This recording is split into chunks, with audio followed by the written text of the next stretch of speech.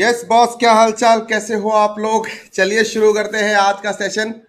Last class में अपन ने start किया था कैपिटल बजटिंग, और छोटे से क्लास में 1.5 पौने 2 घंटे की क्लास में अपन ने बहुत अच्छे से सीखा था कि कैपिटल बजटिंग के फंडामेंटल क्या है, और एक टेक्निक हमने एनपीवी उठाई थी और एनपीवी को हर तरीके से समझने की कोशिश की थी। और एक दो स्मॉल वीडियोज के रेफरेंस से हमने छोटे छोटे ऐसे फ्रिल्स तैयार किए थे, जो समझने की कोशिश करी थी कि मन्नू चाय वाला, राजू चाय वाला या एलॉन मस्क, राइट, डिसीजन कैसे लेते हैं इन्वेस्टमेंट के, कैसे इन्वेस्टमेंट डिसीजन लेते हैं, कैसे लॉन्ग टर्म इन्वेस्टमेंट डिसीजन लेते हैं, जिसे हम कैपिटल बजटिंग कहते हैं। उसके बेस में कुछ टेक्निक्स हैं, उन टेक्निक्स का हमें इस्तेमाल करना है, उन टेक्निक्स को हमें सीखना है। और सीखना ही नहीं है, उन टेक्निक्स को अप्लाई करना है। और उनके डिफरेंट तरीके हैं, बहुत जगह ट्विस्ट एंड टर्न्स होंगे, तो उनको अलग अलग तरीके से सॉल्व किया, जिसमें टीवीएम के कॉन्सेप्ट हमें बहुत हेल्प करते हैं। कहते हैं कि आंखों से दूर रहो, दिल से उतर जाएगा, वक्त का क्या है, गुजरता है गुजर जाएगा। एक बार जरा क्विक रिकैप करेंगे वक्त का क्या है, राइट। सो एक बार देखते हैं कल लास्ट क्लास में क्या किया था। हमने सीखा था कि टीवीएम हो, वैल्यूएशन ऑफ सिक्योरिटी हो, या कैश फ्लोज हो, और कॉस्ट ऑफ कैपिटल दो की इस चैप्टर में एक आध ही ऐसे पॉइंट है, एक आध प्लेस है जहां अपने को केसी या केओ निकालने को देता है, रिवर्स इंजीनियरिंग। ऐसे सवाल आजकल प्रोफेशनल कोर्सेज में काफी पॉपुलर हो चुके हैं। सारे कोर्सेज के अंदर जब उनको सरप्राइज करना होता है, आपको थोड़ा फंसाना होता है, तो ऐसा ही सरप्राइजिंग क्वेश्चन वो हमसे पूछते हैं। तो इसीलिए ये भी निकालेंगे, एक पॉइंट आएगा। लेकिन मेजरली अपने को ये सब चीजों की एक जनरल अंडरस्टैंडिंग होनी मांगती है।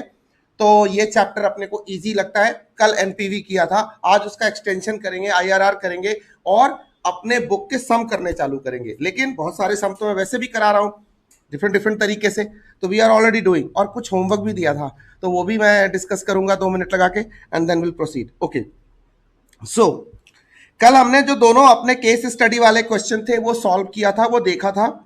उनको जो अपने वीडियो केसेस थे, वीडियो एग्जांपल्स थे, उनको सॉल्व किया था। उसमें हमने देखा था कैपिटल बजटिंग टेक्निक्स है, हमें पता होनी चाहिए। इसके बेसिस पे ही अपन कैपिटल बजटिंग के डिसीजन लेते हैं, लॉन्ग टर्म डिसीजंस लेते हैं, स्ट्रेटेजिक डिसीजंस लेते हैं।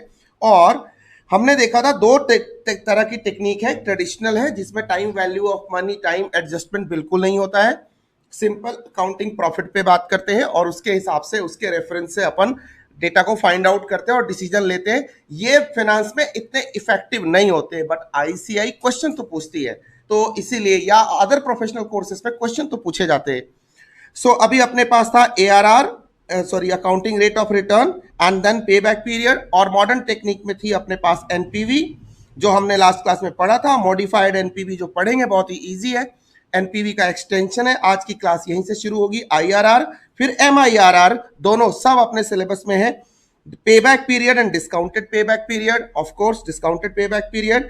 यहां टाइम एडजस्टमेंट होगा, पीआई इंडेक्स, डिजायरेबिलिटी इंडेक्स, और या डिजायरेबिलिटी फैक्टर, या एक कॉन्सेप्ट और आएगा यहां पे, इसी से निकलेगा एनपीआई। ठीक है, सो एनपीआई तो ये भी सीखेंगे, एनपीआई कैसे निकालते हैं, नेट पीआई कैसे निकालते हैं, ये भी सीखेंगे। इसी से अपने आप निकल के आ जाएगा, कोई बहुत बड़ी बात नहीं है। और बाकी एलॉन मस्क वाले क्वेश्चन को हमने सॉल्व किया था। और फंडा नंबर 2 में हमने टीवीएम के वो कॉन्सेप्ट देखे थे, जिसको हमने कहा था कंपाउंडिंग और डिस्काउंटिंग, जो हम बहुत ज्यादा यूज करने वाले हैं। Compounding factor 1 + r⁴ n, 1 divided by 1 + r⁴ n, ये हमारा डिस्काउंटिंग फैक्टर होगा। ज्यादातर हम डिस्काउंटिंग फैक्टर पीवी निकालेंगे इस पूरे सिलेबस के अंदर, इस पूरे चैप्टर के अंदर, बट कंपाउंडिंग अपने को आनी पड़ेगी, उसको भी अप्लाई करना है। उसका नेट कई जगह जरूरत पड़ता है, आज ही पढ़ने वाला है, अपन यूज करेंगे। ये दोनों फैक्टर अपने बड़े काम के हैं। अच्छा, उसके बाद हमारे पास कैश फ्लोज हो सकते हैं। कैश फ्लो अपने सिंगल कैश फ्लो हो सकते हैं, मल्टीपल कैश फ्लो हो सकते हैं, इवन हो सकते हैं, अनइवन हो सकते हैं, बोले तो एन्यूटी वाले हो सकते हैं, परपेचुइटी वाले हो सकते हैं, और परपेचुइटी विथ ग्रोथ हो सकते हैं, जो टीवीएम में या हमने फंडामेंटल ऑफ फाइनेंस में बहुत अच्छे से किया हुआ है। वो 3 लेक्चर आपकी लाइफ लाइन है अगर इस चैप्टर को आप कर रहे हो। वैसे मैं हर एक को डिस्कस यहां भी कर रहा हूं, ब्रीफली ही सही, सो दैट कि एक नया रॉ बच्चा भी जो पहली बार कैपिटल बजटिंग से ही शुरुआत कर रहा है, मैं बहुत सारे ऐसे बच्चों को जानता हूं जो अपना सिलेबस ही कैपिटल बजटिंग से शुरू करते हैं फाइनेंस का, तो उनके मजे, वो भी कर सकते हैं, कोई दिक्कत नहीं होने वाली। ओके, देन हमारे पास एक फंडा आया, नेट प्रेजेंट वैल्यू कैसे निकालते हैं। नेट प्रेजेंट वैल्यू मतलब PV of cash inflows minus PV of cash outflows. Sir अभी तक तो जितने सवाल आपने दिखाए हैं उसमें सब में एक ही इनिशियल इन्वेस्टमेंट आपने दिया, आउटफ्लोज क्यों लिखा है। ऐसा भी हो सकता है ना कि पहले साल में 0 ईयर में हमने कुछ पैसा लगाया, जैसे यहां वाला जो एग्जांपल किया था, यहीं आ जाओ, यहां हमने पैसा लगाया तो कैश आउटफ्लो हो गया, ये पीवी ऑफ कैश आउटफ्लो। मान लो इस प्रोजेक्ट में चलते चलते हम 3rd ईयर में भी कुछ पैसा लगाते हैं, रोकड़ा पैसा, मान लो हमने इन्वेस्टमेंट यहां भी कर दी कुछ, तो मान लो 20,000 करोड़ यहां भी लगे, एडिशनल लग गए, तो क्या करोगे, तो फिर इसका भी तो पीवी निकालना पड़ेगा तुमको बैक करके, इसको डिस्काउंट करके, इसीलिए आउटफ्लोज हमेशा याद रखना। पीवी नॉर्मली क्वेश्चन में one investment and then other cash flows, और उसके बेसिस पे कैलकुलेशन होती है, दिमाग वहीं पे चलता रहता है, मेंटल ब्लॉक नहीं होना चाहिए। तो आपको वर्ड जो लिखा है ना वो आपके जहन में रहना चाहिए कि ऐसा हो सकता है, और होता है। टीवीएम में हम ऐसे क्वेश्चन करके आए, राइट। सो दोनों का नेट किया तो एनपीवी है। एनपीवी का सबसे बड़ा रोल क्या है, ये हमारी प्रॉफिटेबिलिटी को, प्रॉफिट नहीं, प्रॉफिटेबिलिटी अपने आप में एक लॉन्ग टर्म कॉन्सेप्ट है, ठीक है, तो उसको रिप्रेजेंट करता है। इससे हमारा शेयर होल्डर वेल्थ मैक्सिमाइज होता है। कैसे होता है आपको मैंने कहा था आज की क्लास में ये भी डिस्कस करेंगे एक प्रैक्टिकल एग्जांपल के साथ, राइट। अच्छा एक और छोटी सी बात, हर बच्चे के ना मोबाइल पे ग्रो ऐप जरूर होना चाहिए, कोई भी मनी कंट्रोल रख लो, ग्रो ऐप रख लो, जिसमें आप स्टॉक मार्केट के मूवमेंट्स को, उनके डेटा को, डिफरेंट कंपनीज को, उनके इंडेक्सेस को, स्टॉक मार्केट के अप एंड डाउन्स को थोड़ा सा वॉच कर पाओ, क्योंकि मैं बहुत जगह पे इसके रेफरेंसेस देता हूं, ये ऐसा हुआ तो क्या हुआ, ये रेशियो कैसे लगा, ये वाला कैलकुलेशन कैसे हुआ, आपको पता होना चाहिए। ओके, देन हमने सीखा था इसके डिसीजन रूल क्या है। हमने कहा था एनपीवी पॉजिटिव है तो बल्ले बल्ले है, we will accept the project, negative है नो रिजेक्ट द प्रोजेक्ट, 0 है तो ब्रेक इवन पॉइंट पे है, नो इश्यूज। ये सर एग्जाम में आते हैं क्या? यस आते हैं, और ये डिसीजन रूल आपको लिख के बताना होता है नीचे डिसीजन में कि मैंने ये डिसीजन क्यों लिया है, ठीक है। आईसीआई के अकॉर्डिंग अगर क्वेश्चन एग्जाम में साइलेंट हो और कोई भी टेक्निक कैपिटल बजटिंग की मेंशन ही ना हो आपके क्वेश्चन में, तब क्या करोगे? तो कुछ नहीं करेंगे सर, तब हम एनपीवी को सबसे बड़ा भगवान मानेंगे। एनपीवी को लगता है अपुनी गॉड है साला, NPV is the boss, he is the boss. तो एनपीवी को अपन सुप्रीम लीडर मानते हैं अपना ईरान का, ठीक है, अयातुल्ला खोमैनी, ठीक है, जो ये बोलेगा वही होएगा। ये वाली मिसाइल दाग दो, दाग देंगे, ठीक है, इसके बेसिस पैसा लगा दो, लगा देंगे, मत लगाना, नहीं लगाएंगे भाई, कोई बात नहीं। NPV is the boss, I am the boss, he is the boss, okay. और क्योंकि हमारा जो कोर ऑब्जेक्टिव है as a finance manager, CFO और as an organisation, our core objective is to maximise the wealth, और जो wealth को maximise करना है तो ऑब्वियसली एनपीवी उसका सबसे बड़ा रिप्रेजेंटेटिव है। तो एनपीवी ये हमारा मेन रीजन होता है डिसीजन लेने का, इसलिए इसके बेसिस पे डिसीजन लेते हैं, ओके। उसके बाद एक क्वेश्चन और किया था जिसमें 3 ऑप्शन थे, कुछ इन्वेस्टमेंट था, इसमें हमने कैलकुलेशन की थी एनपीवी की, बहुत ही इजी था। एनपीवी टेबुलर फॉर्मेट में भी निकाल सकते हैं, जो ऊपर निकाला था एलॉन मस्क वाले क्वेश्चन में। फिर इसको हम टीवीएम वाला जो फॉर्मूला होता है उसके रेफरेंस से भी निकाल सकते हैं, फिर हम इंडेक्स फैक्टर से भी निकाल सकते हैं, मतलब टेबल अपने सामने दिया होगा उससे मल्टीप्लाई करके निकाल सकते हैं। अच्छा, फिर हम एक और तरीके से निकाल सकते हैं, जैसे मैंने यहां पे दिखाया था, आपको करके दिखाया था, और ये कॉमन सेंस है, ये बिजनेसमैन ऐसे ही सोचता है। ऐसा क्यों बताया था आपने? क्योंकि अभी मेरे पास ना एक 2 टेक्निक्स आएंगी, जैसे एक आएगा पे back period, discounted pay back period, वहां इसी माइंडसेट से हम काम करते हैं। आप समझ रहे मेरी बात? इसी मानसिकता से काम करते, इसीलिए फ्लो को ऐसे भी समझना जरूरी था, कोई बहुत बड़ा रॉकेट साइंस नहीं था, बट क्या है ना, आदत है, हैबिट है, बनानी पड़ती है, राइट, हैबिट है, बनानी पड़ती है। तो हैबिट बनाइए आपकी। देखो जैसे पहली बार हमने 1000 करोड़ रुपए लगाए, 400 आया, डिस्काउंट किया तो एक्चुअली 400 नहीं आया, 3333.33 आया। अब हमारे को कितनी रिकवरी करनी है मार्केट से, इतना करते करते 250 बचा, फिर कितना आया 463, अरे अब तो रिकवरी ज्यादा हो गई, यही मेरा एनपीवी है। तो एनपीवी की सोच ये भी है, एनपीवी की सोच ये भी है। उसके बाद can this projection go wrong, तो आपको मेरा जवाब था कि बिल्कुल बिल्कुल, बड़े बड़े हाँ प्रोजेक्शन रॉन्ग हो सकती है, क्यों? It is subject to market risk. Cash flow अभी मैंने 400 600 500 ऐसा बता दिया, जरूरी तो नहीं कि ऐसा ही आए, क्या पता नजर बदले, नजारे बदले, इंडस्ट्री के इशारे बदले। आरबीआई के गवर्नर का दिमाग खिसक गया, उसने बोला रेपो रेट मैं 50 बेसिस पॉइंट से चेंज करूंगा, मतलब 0.5% चेंज करेगा, ठीक है। 100 बेसिस पॉइंट मतलब 1%, ठीक है, बैंकिंग की लैंग्वेज में, स्टॉक मार्केट की लैंग्वेज में 100 बेसिस पॉइंट मतलब 1%। General knowledge, just for your information. वैसे आपने फाउंडेशन में भी पढ़ा होगा, मनी एंड बैंकिंग में पढ़ा होगा, इकोनॉमिक्स में पढ़ा होगा, बट फिर भी याद दिला रहा हूं। तो उसका उसका दिमाग खिसका, उसने 0.5% से चेंज कर दिया। अब बताओ, बढ़ा दिया उसने रेपो रेट। तो अब क्या होगा, बैंक्स को पैसा वो ऊंचे रेट पे देगा, बैंक्स हमें ऊंचे रेट पे देगा, हमारा कॉस्ट ऑफ कैपिटल बढ़ जाएगा। अब हम तो लेके चले थे 12% पे, अब उसने 0.5% वहां से बढ़ाया, हो सकता है हम पे 1% बढ़ के आया। तो अब मेरा कॉस्ट ऑफ कैपिटल 13% हो गया। तो जो मेरी पूरी प्रोजेक्शन थी, जो 12% पे अगले 4 साल के लिए कैलकुलेट हुई थी, वो तो बदल गई ना। तो नजर बदले, नजारे बदले, इंडस्ट्री के इशारे बदले, फाइनेंशियल मार्केट बदला, इंस्टीट्यूशन बदले, और हम ना बदले तो क्या ही बदले। तो हमारे प्रोजेक्शन यस रॉन्ग नहीं हो सकते, ये नहीं बोलूंगा, चेंज हो सकते हैं, यस मॉडिफाई होंगे। मॉडिफाई होंगे तो हम अपने स्ट्रेटजी को भी मॉडिफाई करेंगे। That is the beauty and that's why we are calculating all this stuff, right? Okay. और यहां पे एक रेफरेंस लिया था मैंने स्ट्रेटेजिक मैनेजमेंट का, जहां हम पढ़ते हैं स्ट्रेटेजिक एनालिसिस के issues to be considered, chapter number 2, TBR, time, balance and risk. वो तीनों इंपैक्ट तो डाल ही सकते हैं, तो एनालिसिस का पार्ट है। At the right time we will analyse and do this. उसके बाद कुछ होमवर्क थे। पहला वाला था एग्जांपल, ये तो बहुत ही सिंपल था। 400, 300, 100, 500 का आपको 4 साल का कैश फ्लो दिया हुआ था, इनफ्लो दिया हुआ था, आउटफ्लो 1000 करोड़ था, 15% का केसी था, केओ था, एनपीवी निकालनी थी। हर बच्चे ने निकाला होगा, किसी को दिक्कत नहीं। ओके, यहां पे 18% का तुम्हारा था। 18% पे तुम्हें 200 करोड़ रुपए 5 साल तक लगातार आ रहे हैं। 700 करोड़ रुपए तुमने लगाए हैं, एन्यूटी का था। तो पीवीएएफ निकालना था, प्रेजेंट वैल्यू एन्यूटी फैक्टर, और ये हमने निकाल के भी आपको दिया था। इसको मल्टीप्लाई करके 700 माइनस करोगे, तुम्हारा एनपीवी आ जाएगा, पॉजिटिव या negative. This is something you have to decide. और इसको अगर कैलसी पे निकालना हो, अगर टेबल में ना दिया हो, तो कैसे निकालना है? 1 डिवाइडेड बाय 1 प्लस आर, 1 2 3 4 5, उसको करो जीटी, और जीटी से निकल आएगा 3.1272। लास्ट क्लास में करके दिखाया था। सो ये जीटी वाला कैलकुलेटर इज द ब्रह्मा, भगवान आपके लिए। Okay,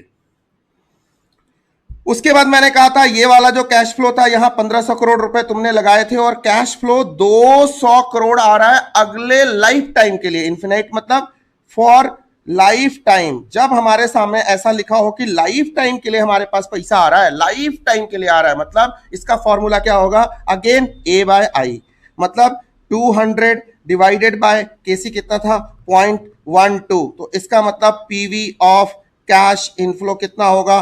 200 divided by 0.12 is equal to 1666.67 crore rupees. अब बता दो भाई, मेरा एनपीवी कितना होगा? 1000 इसमें से माइनस कर दो, तो your NPV is 666.67 crore. This is very simple again, right? एक सवाल इसमें और आता है जो मैंने आपको करने को दिया नहीं था। हो सकता है हमें इस सिलेबस में 1-2 जगह मिल जाए। वैसे मैंने फंडामेंटल ऑफ फाइनेंस में करा रखा है कि अगर यहां पे कोई ग्रोथ रेट दी होती, मतलब जी दिया होता, और वो होता 2%, तो क्या करते कि फर्दर वो आगे इतने सालों के, मतलब फर्दर वो 2% की रेट से बढ़ भी रहा है आगे चल के, ठीक है, ये रेट बढ़ता जाएगा, बढ़ता जाएगा, बढ़ता जाएगा, तो क्या करेंगे? तो उस केस में ये फॉर्मूला चेंज होके हो जाता है ए अपॉन आई माइनस जी। मतलब ए मतलब 200 करोड़ डिवाइडेड बाय 0.12 माइनस 0.02, मतलब 0.1 से डिवाइड करेंगे तो ये कुल मिला के 2000 करोड़ हो जाएगा। ठीक है, इस तरह से ये फॉर्मूला बदलेगा। और ये वाला टीवीएम का कॉन्सेप्ट हम ऑलरेडी कर चुके। आई डोंट थिंक यहां कुछ भी है। ये थी पिछली क्लास जिसमें हमने इतना सब कुछ सीखा था, and we are fine with that, right?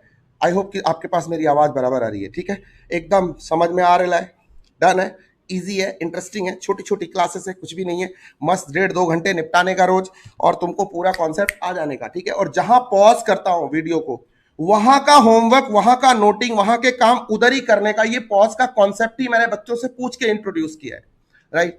तो आप मेरी क्लास को इफेक्टिवली यूज करो। 1 घंटे 50 मिनट की क्लास है या 2 घंटे की क्लास है, 2.5 घंटे में तुम्हारी class with homework with everything will be finished. Just do that with me and I am sure कि जब मैं खत्म करूंगा तुम्हारा भी ये चैप्टर खत्म होगा मेरे साथ साथ। चलो भाई, चीते की चाल और बाज की नजर अब देखते हैं, ठीक है। अब शुरू करते हैं। अब एक नया फंडा आज दे रहा हूं, सर आपको लास्ट क्लास में मैंने प्रॉमिस किया था कि सर हम पढ़ेंगे इस एनपीवी का एक्सटेंशन, और फंडा नंबर कितना होगा अपना, जरा एक बार सारे बच्चे बताएंगे। फंडा, लास्ट फंडा कितना किया था? 5 किया था, 6 किया था, कितना किया था? 5 किया था। फंडा नंबर 6 लिखिए, थोड़ा नोट करो, फिर क्वेश्चन देता हूं, फिर शुरू करते हैं। फंडा नंबर 6 जिसे हम कहते हैं modified NPV. Modified NPV, modified NPV का मतलब क्या होता है? कोई नाम से देखो, मॉडिफाइड एनपीवी है तो एनपीवी, लेकिन कुछ मॉडिफिकेशन हो रही है। कैसे हो रही है? ध्यान से सुनना, ध्यान से सुनना, एग्जाम्पल से सुनोगे तो ज्यादा समझ में आएगा। ये अपना टाइमलाइन है। टाइमलाइन 0 पे मैंने लगा दिए 1000 करोड़ रुपए। ध्यान से सुनना। उसके बाद 1, 2, 3 एंड 4, अगले 4 साल तक मेरे को कैश फ्लो आना। ये टाइमलाइन अपना भगवान है, यही अपना भगवान है। इसी को अपन को ध्यान से सुनना है और समझना है। ध्यान से सुनिएगा सारे बच्चे। और मेरे पास पैसा आना शुरू हुआ, पहले 500 करोड़ आया, वाह भाई आधा आ गया। फिर मेरे पास 400 करोड़ आया, फिर मेरे पास 300 करोड़ आया आ रहा है, फिर मेरे पास 200 करोड़ आ रहा है। वाह, तो ये है अपना स्कीम। इस तरह से अपने पास पैसे आए।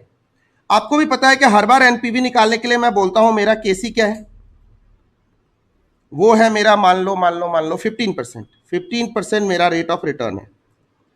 अब क्या होता है, जब भी हमारे पास पैसा आता है हम एनपीवी निकालते हैं तो इस सोच के साथ निकालते हैं कि ये 500 करोड़ जो आया, बस ये आया और बैंक में रखा हुआ है। तो बैंक में क्या पैसा आइडियल रखा होता है? आइडल रखा होता है। बोलो, क्या ये पैसा मूव नहीं करता? ये कोई काम नहीं करता? ये ऐसे ही निठल्ला बेचारा बेरोजगार नल्ला बैठा रहता है? नहीं। कंपनी कहती है कि यार ये पैसा आ गया पहले साल में, 4 साल तक लगातार पैसा आ रहा है, अलग अलग टाइम पे आ रहा है। ध्यान से सुनना, 4 साल तक, फिर 400 आया, फिर 300 आया, फिर 200 आया, ठीक है, और 1000 रुपए पहले साल में लगाया था। तो क्या इस 4 साल तक जो पैसे आते रहे, क्या बैंक में ऐसे ही कुछ कमा नहीं रहे होंगे? ये बेचारे क्या नल्ले हैं? मतलब सॉरी, क्या ये कुछ कर नहीं रहे? क्या ये कोई मूवमेंट नहीं करे? मनी अर्न्स मनी, ठीक है, and interest is the price of money. तो कंपनी क्या कहती है कि यार इस पैसे को री इन्वेस्ट कर दो। चौथे साल तक का प्रोजेक्ट इवेलुएट कर रहे हैं ना। एनपीवी कितने दिन का निकाल रहे हैं? एनपीवी निकाल रहे हैं, 1000 लगाया एक प्रोजेक्ट में और 4 साल तक पैसा कमाते रहे, इनफ्लो आता रहा। तो जो पहले साल आया इसको क्या किया? इसको इन्वेस्ट किया, इन्वेस्ट किया। चौथे साल तक ये कुछ बन गया होगा। फिर दूसरे साल वाले को भी इन्वेस्ट किया, फिर तीसरे साल वाले को इन्वेस्ट किया, और चौथे साल वाले का तो इन्वेस्ट करने की जरूरत ही नहीं है क्योंकि चौथे साल का एंड आ ही गया, तो खत्म कहानी। इन्वेस्ट किया और किस रेट पे किया? अब अजम्पशन है, यहां पे एक अजम्पशन कहती है, ध्यान से सुनना, एक अजम्पशन कहती है कि जो हमारा एक्सपेक्टेड रेट ऑफ रिटर्न है इतने पे री इन्वेस्ट कर दिया, कोई बात नहीं। तो यहां पे एक रेट आ गया, री इन्वेस्टमेंट रेट। तो सर 15%, बिकॉज हमारा कॉस्ट ऑफ कैपिटल 15% है, तो मार्केट हमें 15% पे इस पैसे को लगाने का मौका दे रही है। तो हमने 500 को लगाया, 500 को लगाया 3 साल के लिए 15% पे, तो कंपाउंडिंग होगी।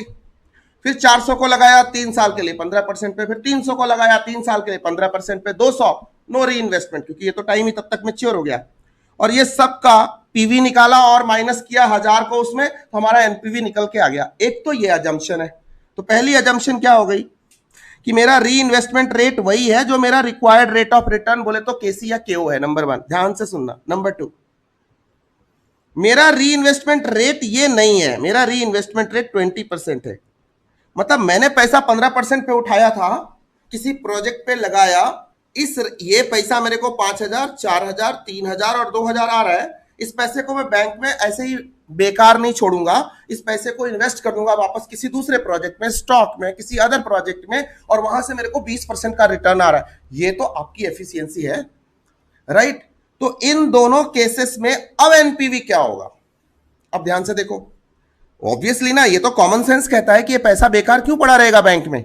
तो इसका मतलब है ये वाला पैसा री इन्वेस्ट हुआ, एक बार 15% पे और दूसरी बार मतलब दूसरे स्कीम में 20% पे, ठीक है। अब जो यहां तक इन्वेस्ट होके पैसा आएगा, मतलब इन सबका पहले फ्यूचर वैल्यू निकालेंगे। बोलो यस और नो, क्योंकि ये पैसा तो री इन्वेस्ट हो रहा है।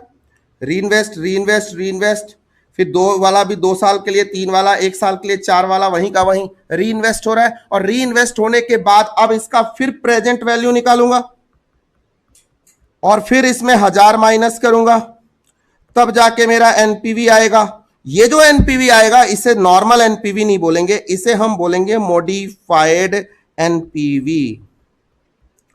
तो ये दोनों मॉडिफाइड एनपीवी को हम पहले कैलकुलेट करते हैं और फिर समझेंगे कि क्या अंतर आया दोनों में, दोनों स्कीम में फर्क क्या है। जब 15% पे कर रहे हैं और 20% पे कर रहे हैं, क्या अंतर है, कौन सा क्या कहलाएगा, कंक्लूजन मैं बाद में दूंगा। बट क्या तुमको मॉडिफाइड एनपीवी का कॉन्सेप्ट समझ में आ गया?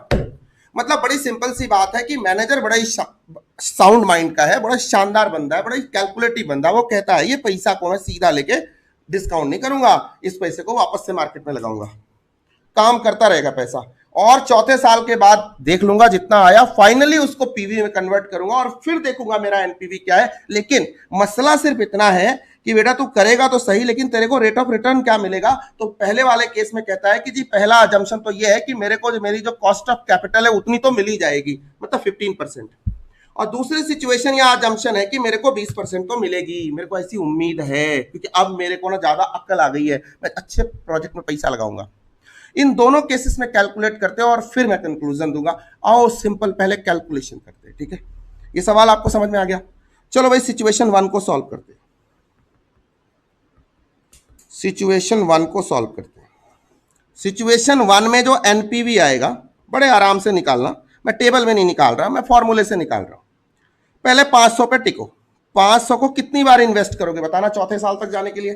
फर्स्ट ईयर में ये पैसा आ रहा है, तुम इसको 1 2 3 मतलब 3 बार कंपाउंड होगा 500 तुम्हारा। किस रेट से? 15% के रेट से। यही कैलकुलेशन अपन लेके चल रहे।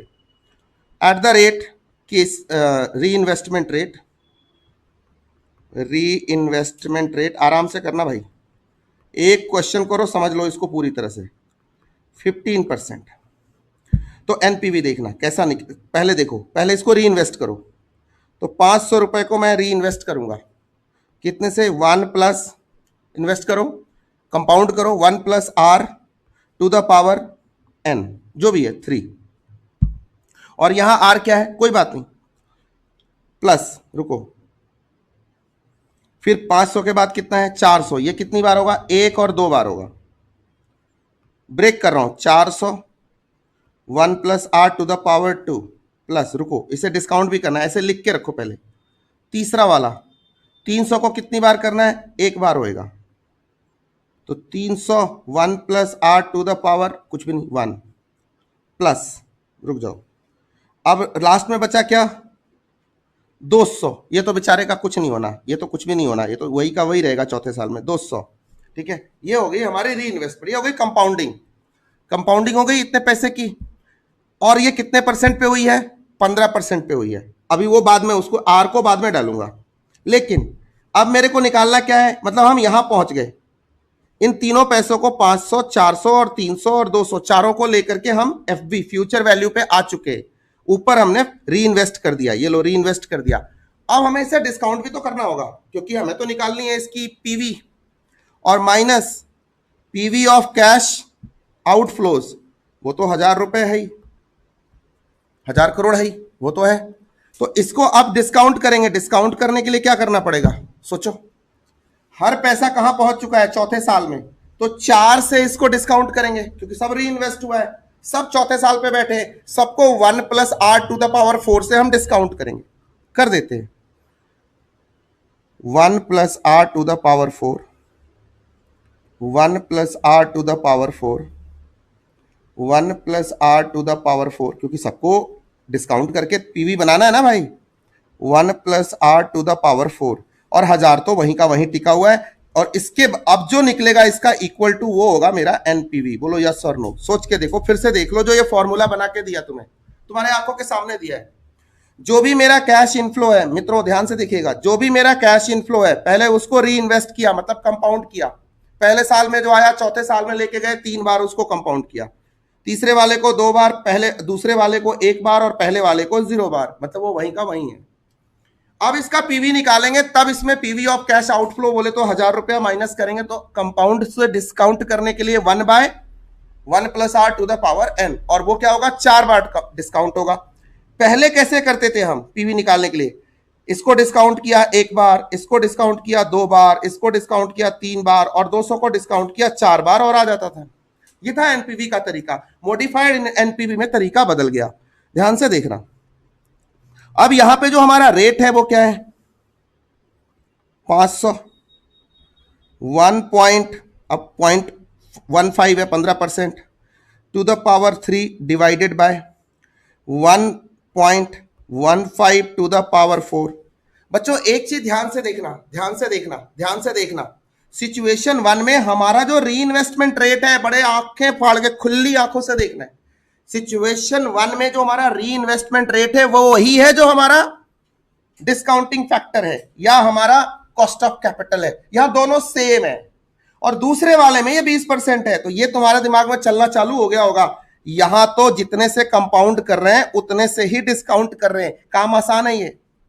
दूसरे में 400, 1.15 to the power 2 divided by 1.15 to the power 3 to the power 4, sorry किधर है, ये देखो यही होता है, सावधानी हटी दुर्घटना घटी। प्लस तीसरे वाले को 300, 1.15 टू द पावर कुछ नहीं divided by 1.15 to the power 4, यहाँ 1 है कायदे से ना भी लिखे तो। तीसरे में 200 divided by 1.15 to the power 4 minus 1000। इसको सॉल्व करना है। अब ध्यान से देखना, इसको सॉल्व करने का एक तरीका और, जरा मरना कैंसिल करते हैं। ये देखो 3 से 4 को काटा तो ये पावर कितना बचा, 1। 2 को 4 से काटा, पावर कितना बचा, 2। ये तभी काट पा रहे हैं जब ये अंदर सेम है, 1.15 1.15। जब 1.15 और नीचे 1.20 होता, नॉट पॉसिबल मित्रों, नॉट पॉसिबल। ठीक है, 300, ये 1 से इसको काटा, कितना बचा, 3, और यहां बचा 4, और ये माइनस 1000। अब देखो क्या बन गया, अब जो फॉर्मूला बन गया वो क्या बन गया, 500 divided by 1.15 to the power, ऐसे लिख देता हूं, 1 लिखना नहीं चाहिए, लिख रहा हूं आपकी समझ के लिए लिख रहा हूं, plus 400 divided by 1.15 to the power 2 plus 300 divided by 1.15 to the power 3 plus 200 divided by 1.15 to the power 4। रुक जाओ यहां पे, जब केसी और री इन्वेस्टमेंट रेट सेम हो, देखना ध्यान से, पीवी ऑफ कैश इनफ्लो क्या निकल रहा है, वही निकल रहा है जो नॉर्मली निकलता। मान लो ये मॉडिफाइड एनपीवी नहीं होता तो हम क्या कर रहे होते, 500 divided by 1.15 to the power 1, 400 पे 2, 300 पे 3 से डिस्काउंट 3 टाइम्स पावर से डिस्काउंट करते, और 200 पे 4 से डिस्काउंट करते, 1.15 टू द पावर 4। ये देखो अल्टीमेटली निकल के क्या आ गया, वही निकल के आ गया, माइनस 1000।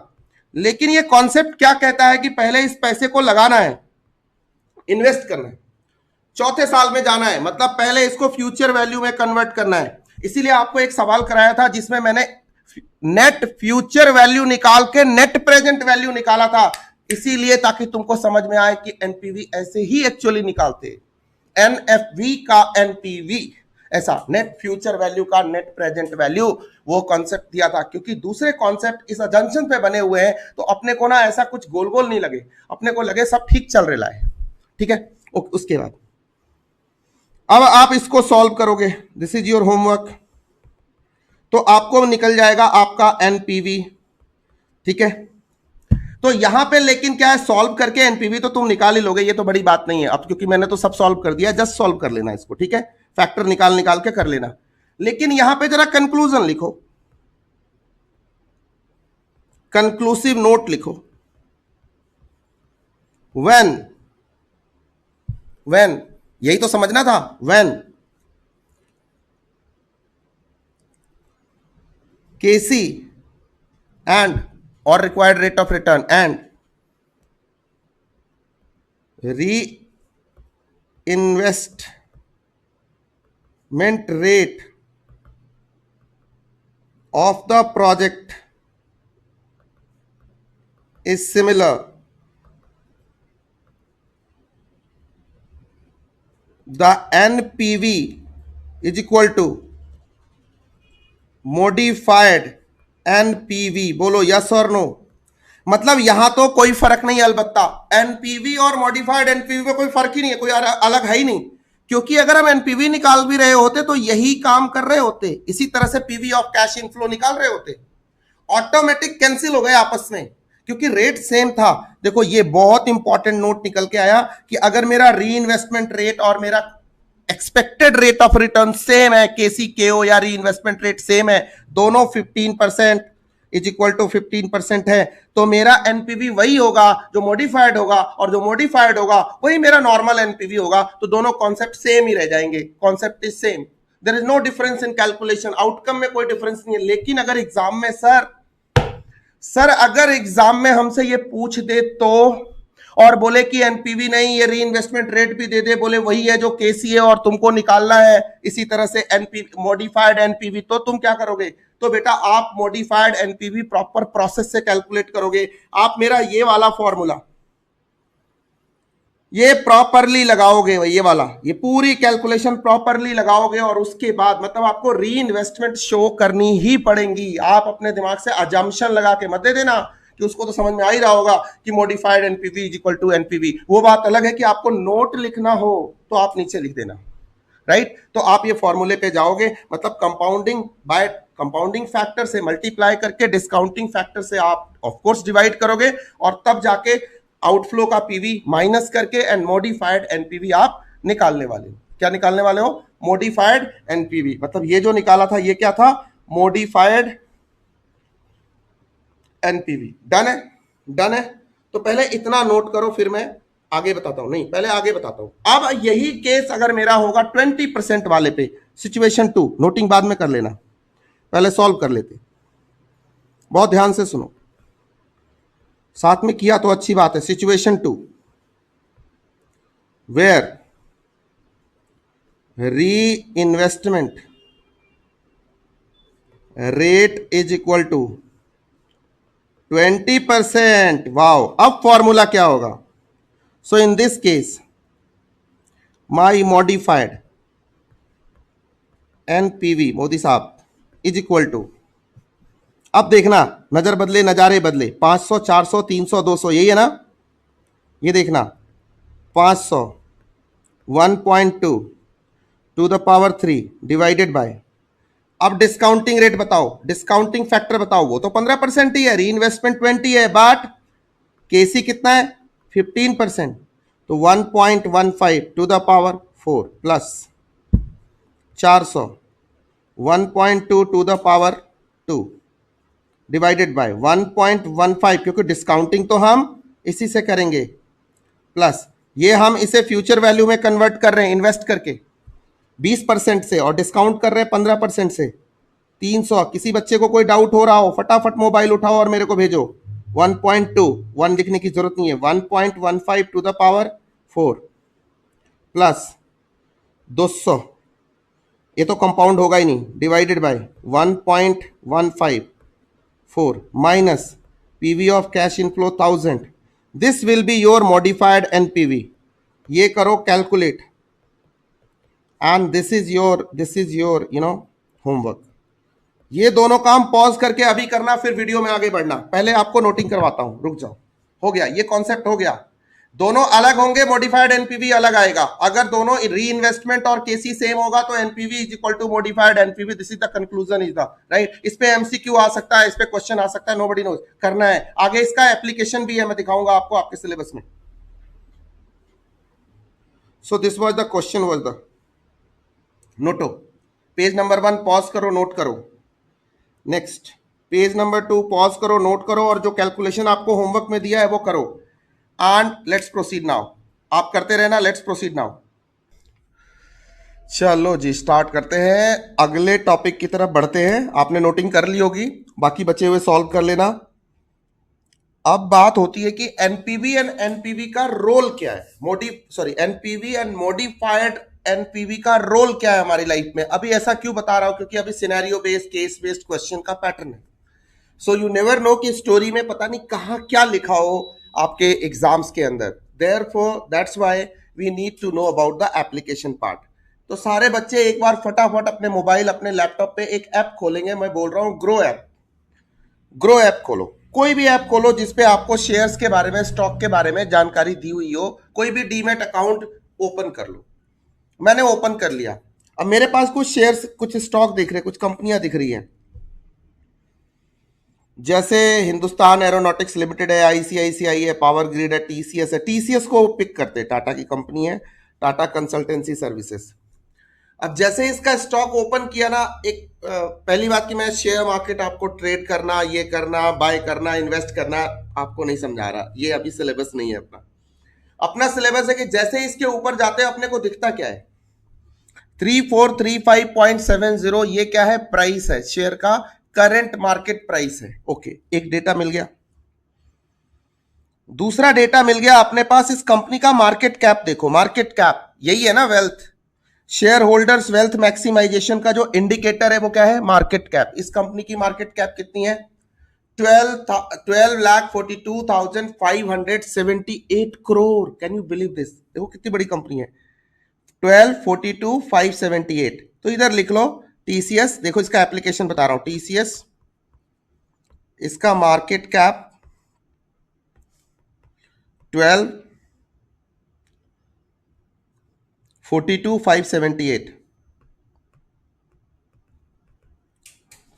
और इसकी current market price CMP, current market price MPS, market price per share, whatever. Current market price कितना है? करंट मार्केट प्राइस कितना है? तो अपन प्रीवियस क्लोज कितना है? 3424. ये कैलकुलेशन इसी पे हुई होगी.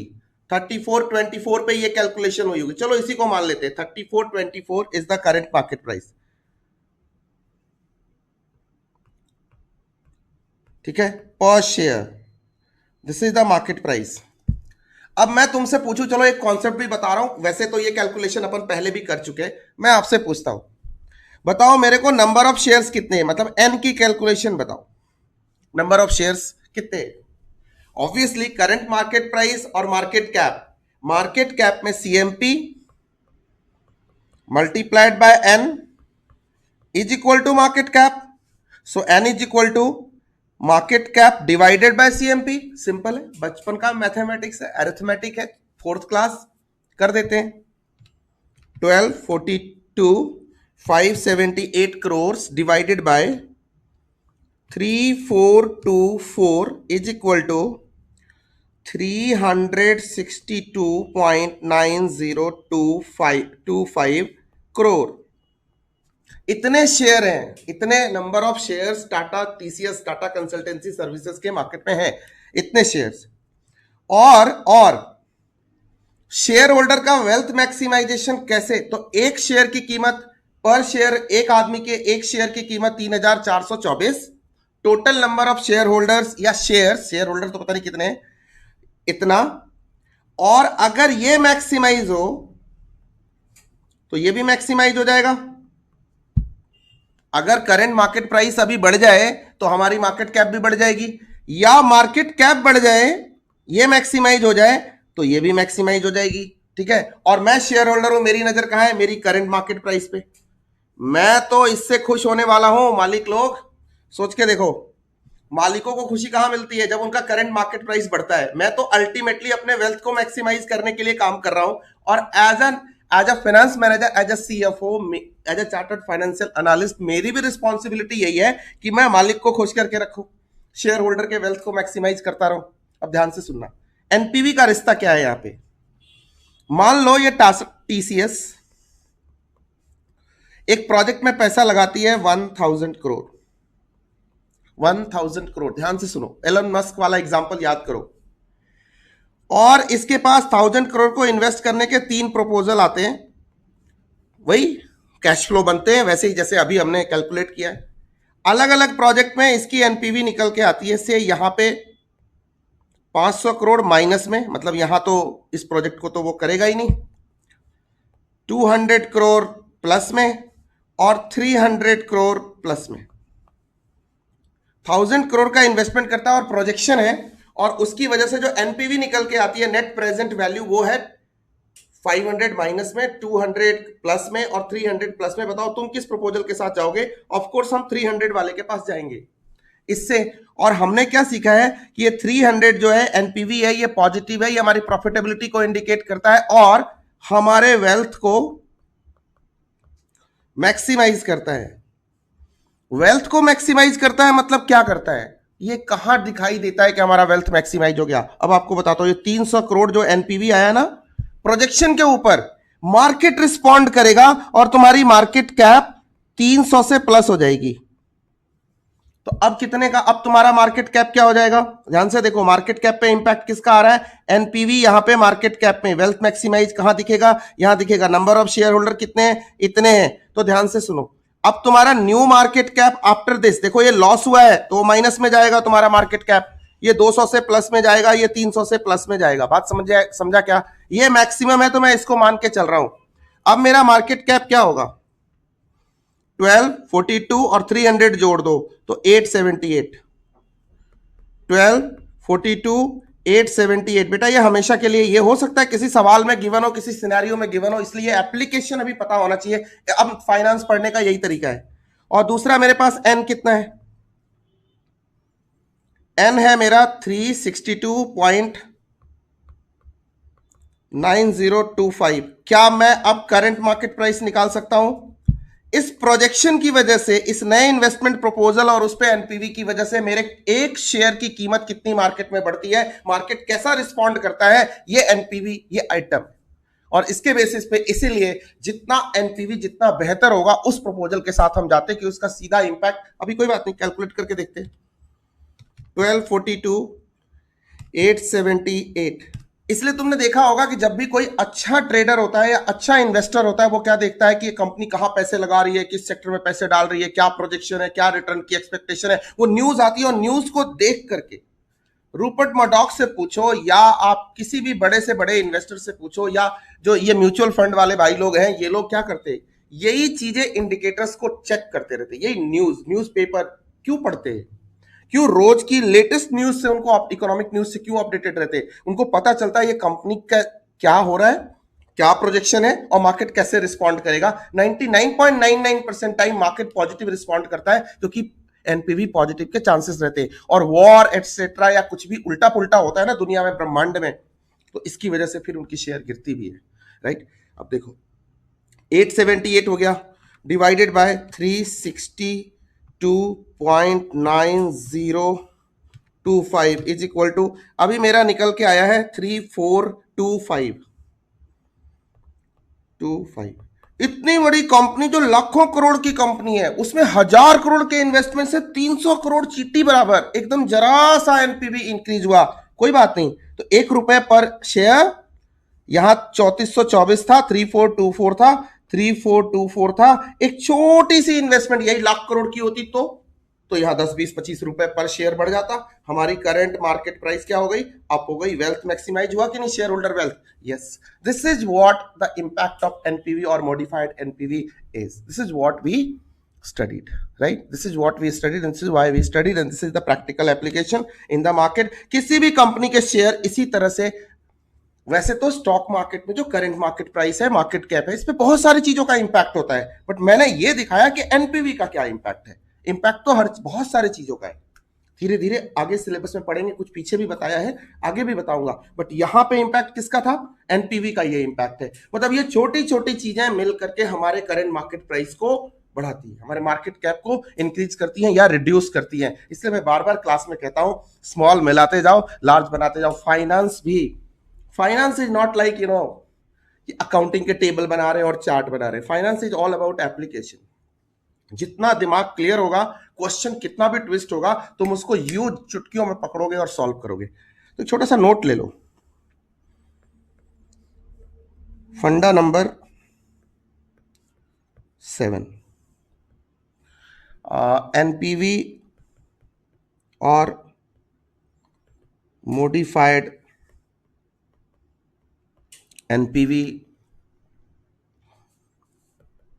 NPV's role in FM। Number 1, shareholders wealth maximisation, दूसरा रिकवरी ऑफ केसी और केओ। जब भी हम पैसा लगाते हैं सबसे पहले मेरा टारगेट क्या होता है कि मेरा एनपीवी कम से कम उस पॉइंट से आगे निकल जाए जितना मैंने पैसा लगाया है। जो पैसा लगाया उससे ऊपर आया ना, 12%, 13%, 15% एक्सपेक्टेड रेट ऑफ रिटर्न से ऊपर है तभी तो पॉजिटिव है। ठीक है। तीसरा, बाकी फाइनेंशियल एफएम डिसीजंस जो आपने पहले ही लिख रखे हैं, एज मेंशन्ड अर्लियर। अगर एनपीवी पॉजिटिव है तो रिकवरी भी हो गई और हमारे को प्रॉफिट एक्स्ट्रा भी बुक हो गया। अगर ये नेगेटिव है तो हमारी रिकवरी नहीं हुई, जो हमारा कॉस्ट ऑफ कैपिटल था वो रिकवरी नहीं हुआ। ठीक है। तो इतनी सारी चीजें थी। एक बार इसको प्लीज नोट कर लो, जरा फटाफट नोट कर लो, सो दैट कि अपन एक नए कॉन्सेप्ट पे चलेंगे, नई टेक्निक सीखेंगे आज। ठीक है। आईआरआर पे चलेंगे फटाफट। ऑलरेडी अपन ने अच्छा टाइम लगाया है इतने को कंक्लूड करने में। ये वाला एग्जांपल आप याद से लिख लो क्योंकि इससे पता चलेगा आपका एप्लीकेशन क्या है, और ये वाला फंडा भी लिख लो, रेस्ट इज ऑल राइट। चलो मूव करते हैं नेक्स्ट टॉपिक पे। यस, अब जो अगला फंडा हम पढ़ने वाले हैं, फंडा number 8, that is IRR, and this is very very hot, very very important. मतलब आईआरआर में तो ऐसा है, एक क्वेश्चन आईआरआर का कोई ना कोई क्वेश्चन, चाहे एमसीक्यू में हो चाहे डिटेल्ड में हो, रहता ही रहता है, और ये बहुत इंपॉर्टेंट है। कई बच्चों को इसमें बड़ी सारी कंफ्यूजन भी होती है। मैं सारे टाइप के कैश फ्लोज का आईआरआर निकालना आपको सिखाऊंगा, और देखना बहुत ईजी है। वैसे फंडामेंटल ऑफ फाइनेंस में भी कुछ टॉपिक आईआरआर के मैंने कराए, और ये बहुत ईजी है। ईजी इतना है कि आप यकीन ही नहीं करोगे कि इतना ईजी हो भी सकता है। सो फंडा नंबर 8, एंड दैट इज, देखो नोट्स ऐसे ही बनाना, फंडा बाय फंडा, फंडा 1 2 3 4 5 6 7 8, that is IRR, internal rate of return. इसकी एक सिंपल सी डेफिनेशन है, पहले वो सामने रखो, खुद ही समझ में आ जाएगा क्या है। मतलब इंटरनल रेट ऑफ रिटर्न, कौन सा rate? Internal rate of return. मैं एक लाइन में बोलता हूं, अ रेट ऑफ रिटर्न और अ डिस्काउंट रेट, बस इतनी सी बात है। बाकी सारे दिमाग के ताले अभी खुल जाएंगे, बिना मेंटोस खाए दिमाग की बत्ती जलाओ। A discount rate at which NPV is equal to 0। Wow, NPV is equal to 0। और एनपीवी क्या होता है जरा डिराइव करो, खुद ही डिराइव कर लो, खुद ही डिराइव कर लो। एनपीवी क्या होता है? अब तो याद हो चुका होगा सबको, PV of cash inflows minus PV of cash outflows is equal to, होना कितना चाहिए? 0। सीधी सी बात है, जब ये दोनों बराबर होंगे तभी तो ये 0 होगा। सो इसका मतलब आईआरआर क्या होगा? IRR is a position where PV of cash inflows is equal to PV of cash outflows. बोलो यस और नो। जब इनफ्लोज और आउटफ्लोज का प्रेजेंट वैल्यू बराबर हो जाए, वही मेरा आईआरआर है, वो रेट निकालना है। तो कभी भी आईआरआर निकालना हो, दोनों साइड अपने को तो फ्लोज दिए होंगे, बराबर कर दो, सिंपल सा फंडा ही निकल गया यार। रट्टा क्यों मारना, फॉर्मूले क्यों बनाने, ये तो लॉजिक से निकल गया। बस अब इस फॉर्मूले को हमेशा लगाना है, कभी भी किधर भी आईआरआर दिमाग में आए सीधा करो, आए भाई इक्वल टू कर दो, दोनों को बराबर करो, जैसे मर्जी करो, सिंपल अरिथमेटिक के फंडे लगाओ और इनको बराबर कर दो, दैट्स इट। बाकी पीवी निकालने के लिए डिस्काउंट तो अपने को करना ही करना है, दोनों डेटा को बराबर कर देना है। वो रेट ढूंढ के निकालना है, मतलब वो हिडन है, वो रेट ऑफ इंटरेस्ट, वो रेट आर हिडन है, आई हिडन है, उसी को ढूंढ के निकालना है। जब ये दोनों सामने रखेंगे वो अपने आप खुल के सामने आ जाएगा। एक एग्जांपल लेते हैं और फिर सीखते हैं। ये बात समझ में आ गई ना? बिल्कुल समझ में आ गई, बिल्कुल सिंपल सी बात है, बिल्कुल इतना सही फंडा है। फिर से बोल देता हूं, a discount rate at which NPV is equal to 0। NPV is equal to 0 का मतलब है कि इनफ्लोज और आउटफ्लोज दोनों बराबर है, दोनों को बराबर करो, आई अपने आप खुल के सामने आ जाएगा, खुल के बाहर आ जाएगा, राइट? ठीक है, सीधी सी बात है।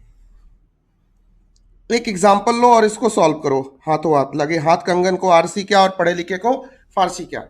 और ये प्रोजेक्ट कैसा है? एकदम लमसम वाला, एक लमसम वाला प्रोजेक्ट करते हैं, लेमैन प्रोजेक्ट करते हैं। ये लो, क्या है? मेरी इनिशियल इन्वेस्टमेंट, एकदम कॉमन सेंस लगाना है, फॉर्मूले नहीं लगाने। इनिशियल इन्वेस्टमेंट है 1000 एंड नेक्स्ट ईयर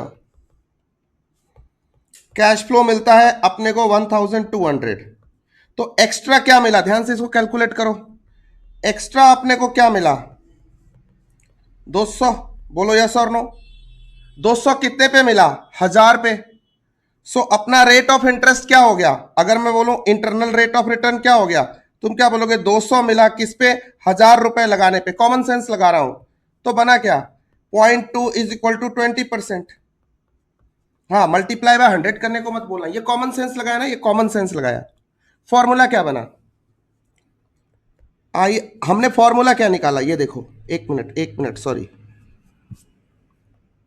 फॉर्मूला क्या निकाला? हमने लगाया PV of cash inflow. PV of cash inflow कितना है? Is equal to PV of cash inflow. वैसे इतनी बड़ी बात नहीं है, लेकिन पीवी ऑफ कैश, अब जब फॉर्मूला लगाना है तो लगा के ही देखते हैं। आउटफ्लोज, इनफ्लो बोले तो कितना है? 1200। और ये क्या मिला नेक्स्ट ईयर?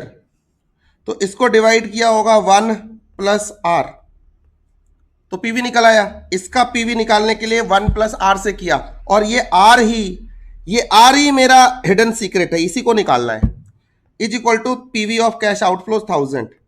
अब सॉल्व कैसे किया मैंने सॉल्व किया 1200 divided by 1000 is equal to 1 plus R, और 1200 divided by 1000 minus 1 is equal to R. यही फॉर्मूला निकल के आया ना, इसी फॉर्मूले से मैंने डिराइव किया ना। So R is equal to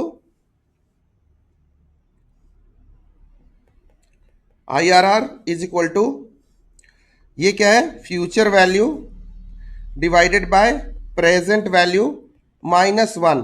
इससे मेरा रेट ऑफ इंटरेस्ट निकल गया। 1 साल की बात थी ना, इसलिए। अगर यहां पे ज्यादा साल की बात होती फिर फॉर्मूला चेंज हो जाएगा। यहां 1, ध्यान से सुनो, ये बिल्कुल सिंपल था, ये लेमेंस था, नेक्स्ट ईयर का था, तो ये मेरा फॉर्मूला डिराइव हुआ। डोंट वरी, ये फॉर्मूला नोट करके रट्टा नहीं मारना भाई, नहीं तो मेरे को मतलब मेरे पढ़ाने से और औरों के पढ़ाने में कोई फर्क नहीं रह जाएगा। रट्टा नहीं मारना, ये बिल्कुल सिंपल है, ये लेमेंस है, स्टाइल है। ये हमने ऐसे ही बना दिया, फॉर्मूला खुद से बना दिया, कुछ भी नहीं है इसमें, कुछ भी ऐसा यूनिक नहीं है, कॉमन सेंस। मुझे लगता है 99% बच्चे बचपन में सीख के आए ये रेट ऑफ इंटरेस्ट निकालना, ये वही है, सिंपल इंटरेस्ट निकालना था। बट रुक जाओ, अब इसी फंडे को हम आगे लेके चलते। ये तो बहुत ही सिंपल था, कॉमन सेंस से निकाल दिया। लेमैन दूध वाला भी निकालेगा इसको, सबको पता है। अब यही इंटरनल रेट ऑफ रिटर्न है। इतनी औकात थी इस टॉपिक की, बताओ यार। अपन भौकाल बना के रखते, IRR सॉल्व किया, क्या बड़ा कॉम्प्लिकेटेड, बड़ा लंबा कैलकुलेशन होता है। कुछ नहीं होता, टिंडे लेने अपने को, दिमाग ही नहीं लगाना, इतना सिंपल। नेक्स्ट देखो, एक और लमसम का एग्जांपल देता हूं।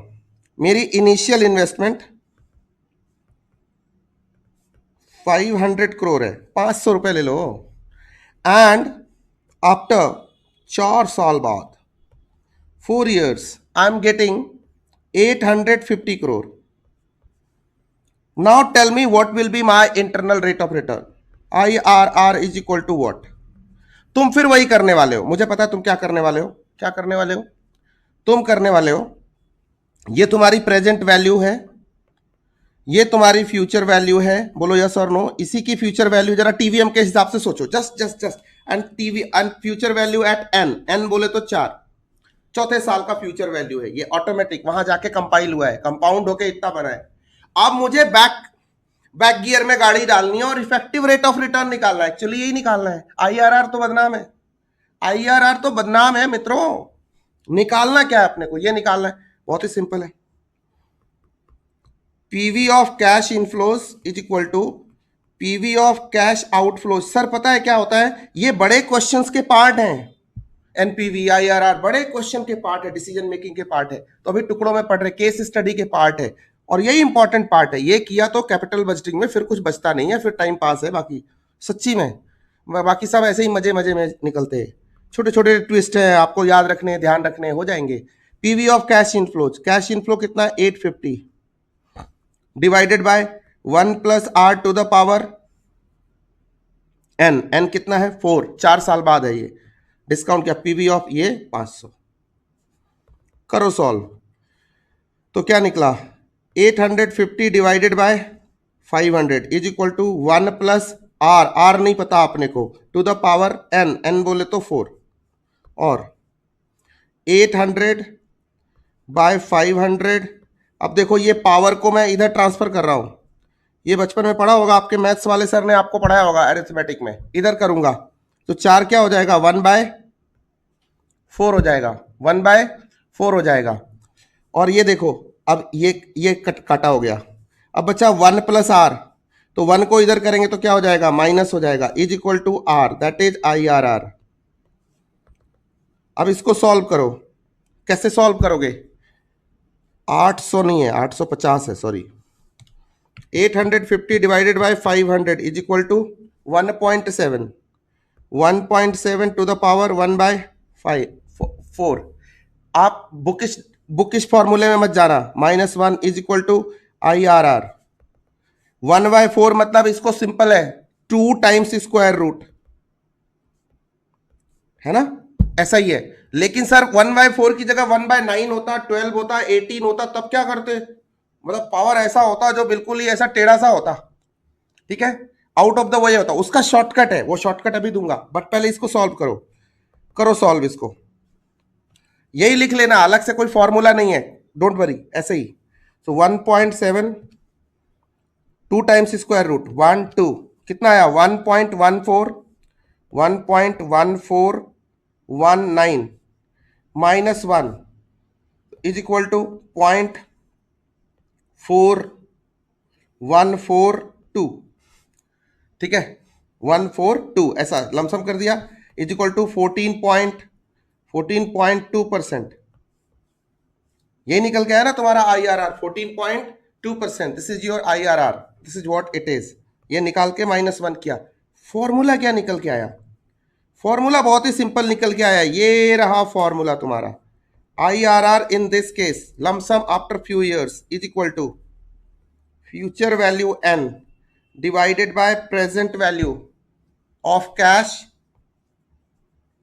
outflows, ऐसा ना, और फ्यूचर वैल्यू जो भी था, जो गिवन था, to the power 1/n -1, this is the formula. ये मॉड्यूल में स्क्वायर रूट वगैरह लगा के ऐसे कॉम्प्लिकेटेड करके दिया होता है, ये बिल्कुल सिंपल सा फॉर्मूला निकाल दिया, यही फॉर्मूला आप लिख देना, चैट जीपीटी से पूछो वो भी यही बताता है, सच बता रहा हूं, क्योंकि ये प्रैक्टिकल है ना, ये खुद ही क्वेश्चन को सॉल्व करके डिराइव किया है, ये फंडामेंटल ऑफ अरिथमेटिक है, इसमें कुछ भी ऐसा लंबा चौड़ा नहीं है, डन है।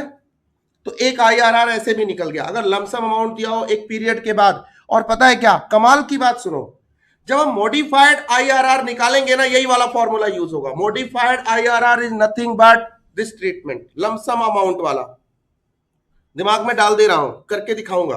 तो अभी क्योंकि जब तुम ये कर रहे होगे, घर पे कर रहे होगे, तुम्हें ये कॉन्फिडेंस आएगा कि यार एक IRR के बाद MIRR का कॉन्सेप्ट पढ़ना है। तो कई बच्चों को बड़ा भौकाल होता, MIRR पढ़ा क्या तूने, अरे यार कुछ भी नहीं है वो, यही है, यही है, उसमें क्या होगा, कैलकुलेट होके बाद में ये वाली फिगर जो है ना, ये वाली फिगर यहां गिवन है, ये वाली फिगर बस तुम्हें कैलकुलेट करके निकालनी है, ठीक है। तुम्हें अलग अलग कैश फ्लोज दिए होंगे, चौथे साल तक जाके तुम फ्यूचर वैल्यू निकालोगे और फिर उसको डिस्काउंट करोगे, फिर घूम के इसी लौट के बुद्धू घर को आए इसी वाले फॉर्मूले पे आ जाओगे। अभी दिमाग में चल रहा होगा, करे यार ये तो बहुत ही सिंपल है, TVM के फंडामेंटल्स है, इतना ही सिंपल है ये चैप्टर, बहुत ज्यादा दिमाग नहीं है, कोई मैथमेटिक्स नहीं है क्या, कोई मैथ्स कुछ भी नहीं है।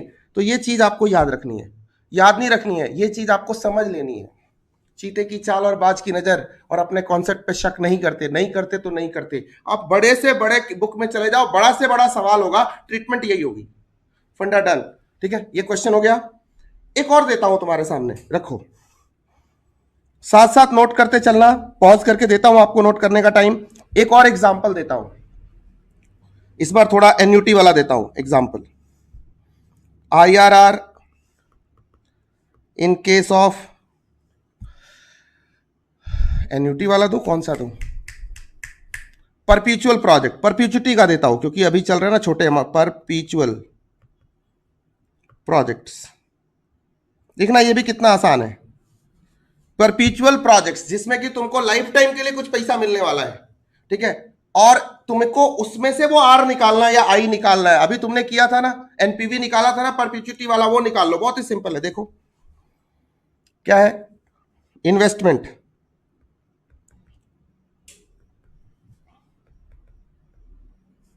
इन अ प्रोजेक्ट 3 लाख और cash inflow from project ₹90,000 for life time, ये लिखा होगा। अब इसमें वो कहता है आईआरआर निकालो, तो फिर वही formula, PV of cash inflows is equal to PV of cash outflows. PV of cash inflow बोले तो क्या है, 90,000 है। 90,000 का पीवी कैसे निकालोगे, आपको भी पता है, ये ए है, ये ए है, ये 90,000 है। परपीचुटी के केस में क्या होता है फॉर्मूला हमारा, ए बाय आई, ठीक है, divided by I is equal to PV of cash outflow कितना है, 3 लाख निकालना आई है। तो क्या करेंगे, 90,000 divided by 3 lakh is equal to I, कुछ भी नहीं है फॉर्मूला, ये देखो 90,000 divided by 3 lakh is equal to 0.3 is equal to 30% is equal to IRR। ये है तुम्हारा IRR, 30% निकल गया ना, internal rate of return. Perpetuity के केस में इस तरह से आपका इंटरनल रेट ऑफ रिटर्न निकल के आंखों के सामने आ जाएगा। बहुत ही सिंपल, बहुत ही सिंपल, बहुत ही सिंपल। कोई फॉर्मूला बनाना चाहते हो, IRR is equal to, in case of perpetuity, in case of perpetuity क्या होगा, ये cash inflow for life time. Please इसको फॉर्मूला नहीं बनाना, ये कॉमन सेंस की बात है, divided by PV of cash outflows, बस ये डिवाइड कर दिया। इन केस ऑफ परपीचुटी और IRR इज दिस। बस आपके मॉड्यूल में रहना चाहिए, आप सवाल करोगे, आपको कभी भी क्वेश्चन में आएगा, कर लोगे। इसके लिए फॉर्मूला बना के रटने की जरूरत नहीं है। इसमें से कोई भी ऐसा फॉर्मूला नहीं था जो रटने की जरूरत है। ध्यान से देखिए, सबसे पहले लमसम वाले में ये तो बिल्कुल कॉमन सेंस था। ये वाला इफेक्टिव रेट ऑफ रिटर्न है, फंडामेंटल ऑफ फाइनेंस में भी मैंने कराया, इफेक्टिव रेट ऑफ रिटर्न है दूसरा वाला। इसमें बस एक चीज आपको आगे चल के कराऊंगा कि अगर ये 4 की जगह 9 होता तो क्या करते हैं, इसके लिए एक शॉर्टकट फॉर्मूला है, मिलेगा क्वेश्चन ऐसा, अभी कराऊंगा, उसमें करा दूंगा, ठीक है। उसमें वही इतने टाइम्स स्क्वायर रूट प्लस इतना -1 इज इक्वल टू दिस, वो सब करते रहा, वो करके दिखाऊंगा आपको। फंडामेंटल ऑफ फाइनेंस में भी सिखाया है, लेकिन इस चैप्टर में, और उसके बाद ये वाला, ठीक है। अब लेते हैं एक और प्रोजेक्ट, देन नोटिंग करवाता हूं, उसको बोलते हैं एन्युटी का प्रोजेक्ट। करके देखते हैं कि PV of cash inflow is equal to inflows is equal to PV of cash outflows and PV is equal to 0, that is IRR। कैसे निकलता है, कैसे निकलता है annuity project. Lump sum uneven cash flow वाला सबसे लास्ट में कराऊंगा, ठीक है। सो ये रहा इनिशियल इन्वेस्टमेंट, कितना लो, 1 लाख रुपए। ये खुद से ही सोच के बनाना पड़ता है। और एन्युटी का मतलब है लमसम आएगा हर साल, अगले 4-5 साल तक ले लेते हैं। So cash inflows for next 5 years 30,000, ठीक है। सो कैलकुलेट IRR, मुझे नहीं पता क्या होगा। तो इसका फंडा बहुत ही क्लियर है, इसका फंडा बहुत ही क्लियर है, क्या है, PV of cash inflows is equal to PV of cash outflows. वापस से मैं फंडा यही रखूंगा, मेरे दिमाग में तो यही चल रहा है, यही चल रहा है। तो कैसा हो गया, पीवी ऑफ कैश इनफ्लोज बोले 30,000 multiplied by PVAF annuity factor, present value annuity factor, कितने का, 5 years तो कांस्टेंट है, 5 साल का प्रोजेक्ट है। अब मेरे को आर का नहीं पता है, इज इक्वल टू कितना कितना कितना कितना 1 लाख, 1 लाख। और अब मेरे को आर का नहीं पता है, लेकिन मेरे को यह पता है कि मैं इस फॉर्मूले से पीवीएएफ तो निकाल ही सकता हूं। तो मेरा पीवीएएफ देखो फॉर्मूला कैसे अपने आप डेराइव करके दे रहा है, 5 years R is equal to 1 lakh divided by 30,000। मित्रों ध्यान से देखिएगा, जरा कैलकुलेट कीजिए, 1 lakh divided by 30,000 is equal to 3.3333। ये है एन्युटी फैक्टर। टेबल में देखो कोई इसके आसपास है क्या?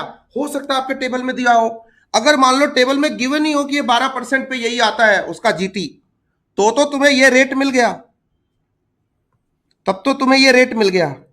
नहीं तो अगर एग्जैक्ट कोई 12%, 13%, 14%, 15%, 16%, 18%, 20%, 25%, अगर ये नहीं मिला पीवीएएफ, इसका मतलब कोई और रेट है जो इसके बीच में है, 12.25 है, 13.98 है, 13.67 है, 18.25 है, आई डोंट नो।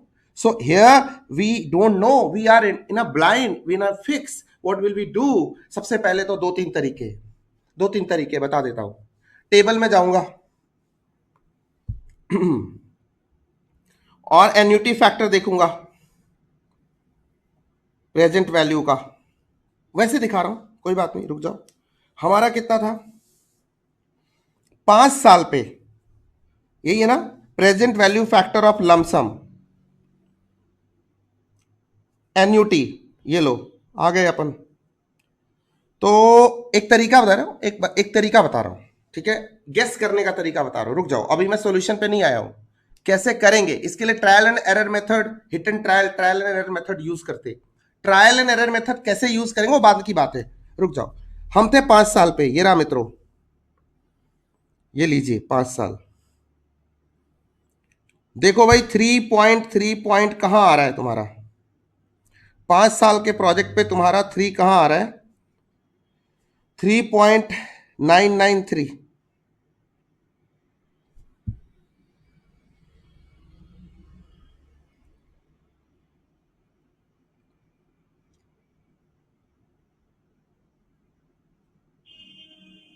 बढ़ता जा रहा है, ये लो 8 7 6 3 6 3 5 3 4, ये देखो 14% से भी आगे जा रहा है ना, 14% के आसपास। ये देखो यहां पे, यहां देखो क्यों 3.43, मतलब 14% से ज्यादा रेट से अगर मैं इसको डिस्काउंट करूंगा, मैं इससे भी आगे 13%, 12%, समथिंग लाइक दैट, तब हमारा जो है ना 12-13% के आसपास कुछ ये बनेगा। तो क्या करूं, एक 14 ले लेता हूं, ट्रायल एंड एरर 2-3 रेट पे निकालना पड़ेगा, अब बहुत सारे रेट निकाल नहीं सकते, और एक 12 ले लेता हूं और देखता हूं इसके बीच में, या एक 16 ले लेता हूं, लमसम अगर लेना हो 14 ले लेता हूं, और 12 तो नहीं, ज्यादा रेट लेना पड़ेगा, या तो एक 12 ले लेता हूं और एक 2% और आगे ले लेता हूं, 16 ले लेता हूं। यही कर सकता हूं मैं, बेस्ट केस सिनेरियो में मैं यही कर सकता हूं। मतलब एनीवेज मुझे यहां तक पहुंचना है, और अगर मैंने 14% पे देखा तो वो कितना था, 3.43 समथिंग था। मतलब मुझे और ज्यादा रेट से 15% या 16% से डिस्काउंट करूंगा, तब जाके मैं यहां पहुंचूंगा। जैसे जैसे रेट ऊपर जाएगा वैसे वैसे ये नीचे आएगा, सीधी सी बात है। ये तो बचपन से फंडा, इतना तो क्लियर होगा तुम्हारा, ठीक है। कम से करोगे तो ज्यादा आएगा, और कम से करोगे और ज्यादा आएगा। टेबल में भी देखा ना, टेबल में भी देखा तुमने। तो चलो इसको 2 रेट पे लेते हैं, 3-4% का गैप ले लेते हैं, एक निकालते हैं एनपीवी एट, फॉर्मूला यही रहेगा, फॉर्मूला अब यही रहेगा, ये फिक्स हो गया। ये कैलकुलेशन कुछ ऐसे ही रहेगी। अभी अपने को क्या करना है, इधर रेट एक ले लेना है 12% और एक ले लेना है 16%, 2 पे निकालते हैं और फिर पता चलेगा इस दोनों के बीच में, फिर एक फॉर्मूला दूंगा और उससे बाहर आ जाएगा ये, कोई बात नहीं, निकालते हैं। NPV at 12%, trial and error method, इसे बोलते हैं ट्रायल एंड एरर मेथड। ये जो मेथड मैं यूज करने जा रहा हूं इसे बोलते हैं हम trial and, hit and trial भी बोलते हैं कई लोग, but trial and error method यही सही वर्ड है इसका। हिट एंड ट्रायल क्या बोलना, ट्रायल एंड एरर मेथड। तो एनपीवी एट 12 निकालो और उसके बाद 16 निकालो, फिर देखो किस पे जीरो आ रहा है। एनपीवी एट 12%, तो कैसा होगा, यही फॉर्मूला 30,000 मल्टीप्लाइड बाय, निकाल लो भाई सीधा सीधा फैक्टर, क्यों जाना वो टेबल में, यहीं से निकालो। 1 डिवाइडेड बाय 1.12 करो, 1 डिवाइडेड बाय 1.12 इक्वल टू 1 2 3 4 5, 5 साल का है ना, 5 साल 12%, यही कर रहे हैं। तो ये आया 0.56, इसका कर लो जीटी, ये आ गया 3.6048, ठीक है, माइनस कितना 1 lakh is equal to into 30,000 is equal to 1,08,143, मतलब हमारा जो वो आया है 8,143, ये आ गया एनपीवी और ये पॉजिटिव है, मतलब अभी और ज्यादा रेट से डिस्काउंट करना पड़ेगा। दूसरा निकालो NPV eight 16%, so again 30,000 multiplied by, I hope you are doing, 1 divided by 1.16, आराम से करो, 1 2 3 4 5 जीटी कितना है 3.2742, अपने को कितना चाहिए था 3.33, अपने को कितना चाहिए था 3.33, अपने को आया कितना 3.2743, 3.2743 minus 1 lakh is equal to, I don't know, multiplied by 30,000 is equal to इतना, minus 1 lakh is equal to, देखो भाई माइनस, ये आया ब्रैकेट में माइनस 1771, ये हमारा माइनस है। अब ये माइनस प्लस आ गया, अब इस बीच में कहीं हमारा आई आर आ रहा है, दैट आई डोंट नो, तो मैं क्या करूं, तो इसके लिए एक फॉर्मूला है, अब उस फॉर्मूले को यहां नोट कर रहा हूं, वो फॉर्मूला ध्यान से देखो, ट्रायल एंड एरर मेथड में फॉर्मूला है। अब ये लमसम में भी यही चलेगा, एनयूटी हो लमसम हो कुछ भी हो, जो सॉरी एनयूटी हो या अनइवन कैश फ्लो हो, सेम है, लमसम वाले का अपन ने कर लिया है पहले ही, ठीक है कर लिया है, चलो यहां पे करते। So I R R is equal to L R, lower rate, ठीक है, lower rate plus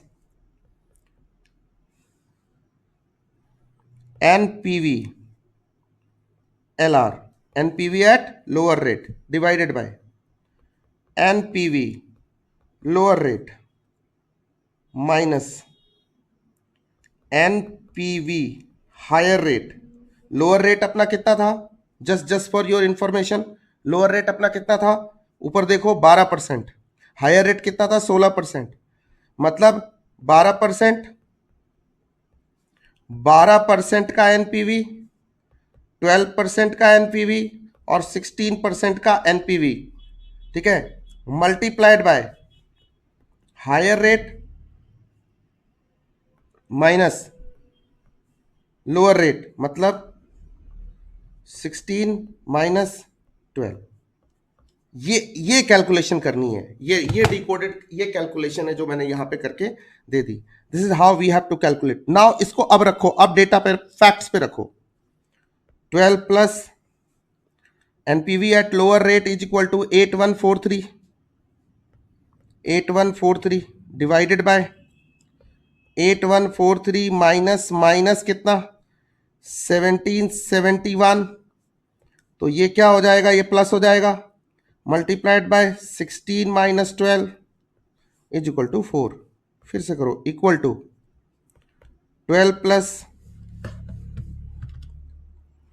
8143 plus 1771 is equal to this, M plus में डाल दिया इसको, अब करो 8143 divided by MRC 9914 is equal to 0.8213, 0.8213 नहीं 136 मल्टीप्लाइड बाय 4 करो, multiplied by 4 is equal to 3.285, तो 12 plus 3.285 is equal to 15.29 lump sum में परसेंट।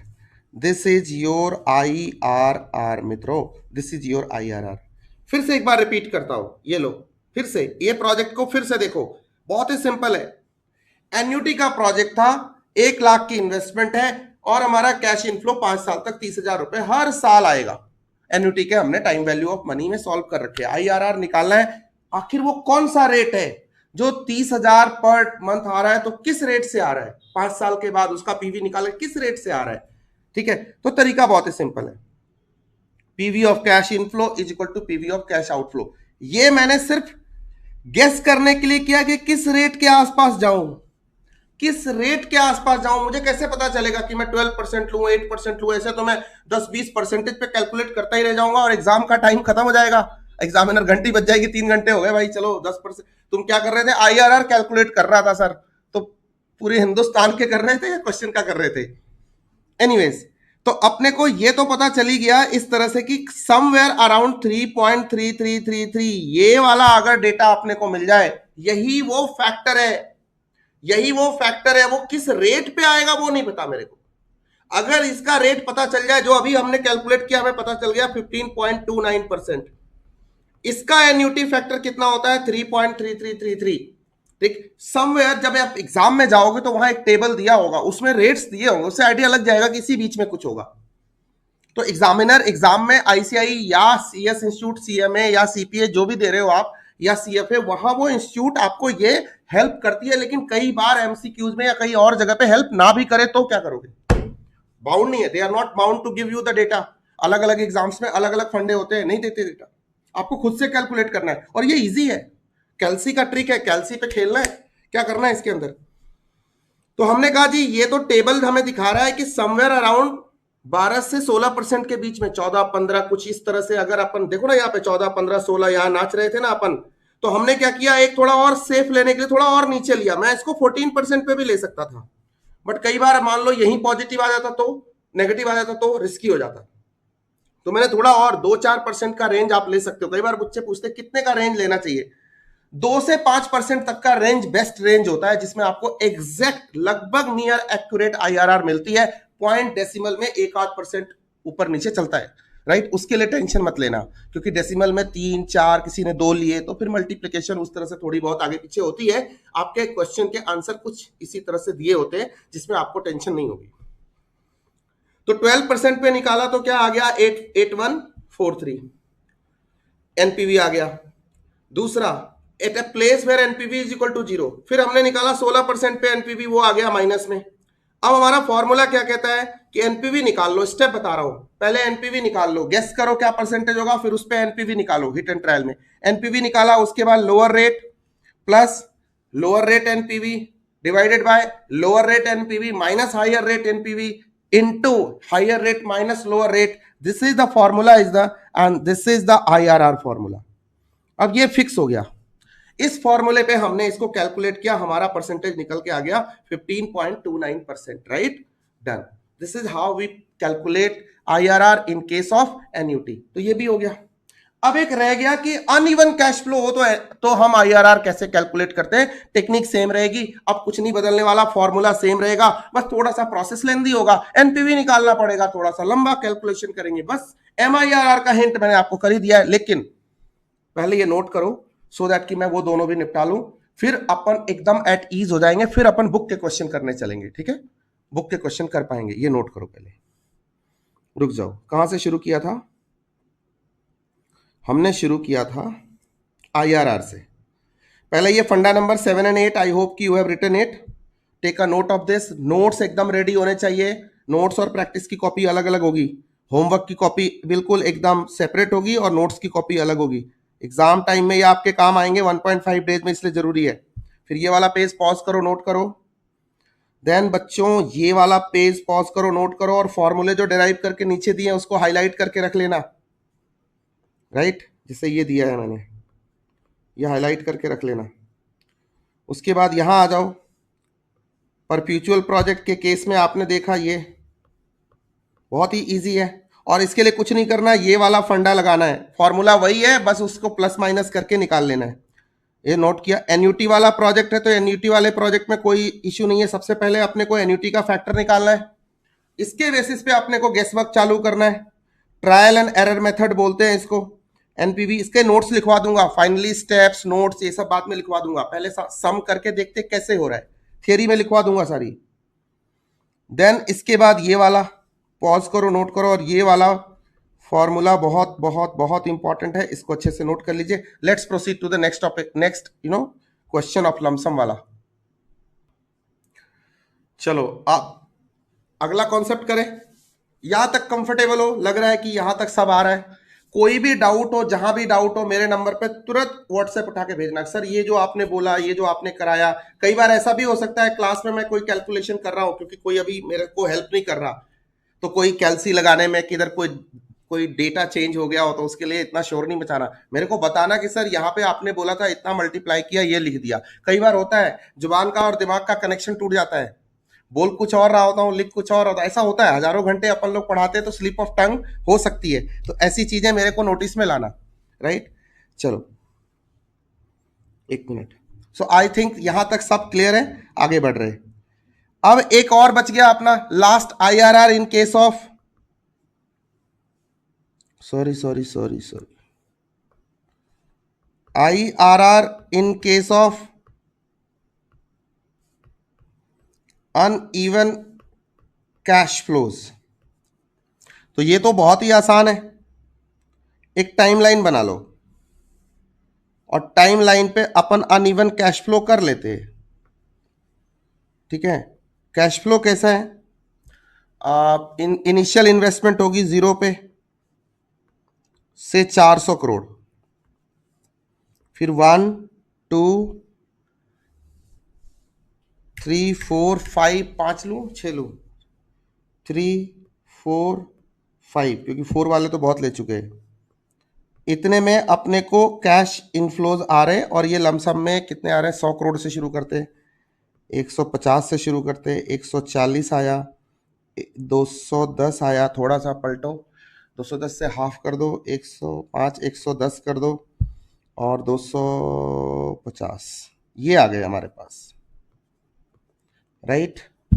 अब मेरे को इस केस में, अब मेरे को कोई चीज दी हुई है क्या, री इन्वेस्टमेंट रेट दिया नहीं हुआ है, मेरे को ये बताना है कि आईआरआर क्या है, वो डिस्काउंट रेट जिसपे एनपीवी इज इक्वल टू 0 कौन सा होगा। So PV of cash inflow is equal to outflow. कैसे निकालेंगे, कैसे गेस करेंगे? ऑफ कोर्स इसमें तो हम ट्रायल एंड एरर ही लगाएंगे ना, बहुत ही सिंपल है। इसमें तो अपन ट्रायल एंड एरर मेथड ही लगाएंगे, क्योंकि एन्यूटी भी नहीं है जिसमें कि अपन निकाल के एक एन्यूटी का पीवीएफ का फैक्टर वो वाला डेटा निकाल लेंगे जिससे अपन गेस कर सकते हैं 12% 14%। अब तक जो कराया है उसमें ना गेस करना या कैलकुलेट करना या फॉर्मूला लगाना आसान था, यहां इट्स टफ, यहां it's tough, trial and error. अब ध्यान से सुनो, तो यहां पे एक पहले आगे जाने से पहले एक शॉर्ट ट्रिक देता हूं। ये शॉर्ट ट्रिक ये मत पूछना सर ये मॉड्यूल में किधर होगा, मैं पहले ही बता देता हूं ये कहीं किसी बुक में नहीं होता है। अगर मेरे से ये पूछते हो ये किधर होगा, तो मैं पहले ही बता देता हूं ये किधर ब्रह्मांड में किधर भी नहीं होगा, ये मैं दे रहा हूं आपको, ठीक है। शॉर्ट ट्रिक, तो शॉर्ट ट्रिक क्या है, ध्यान से सुनो। सबसे पहले यहां से यहां तक के सारे कैश फ्लोज को ऐड करो, step number 1।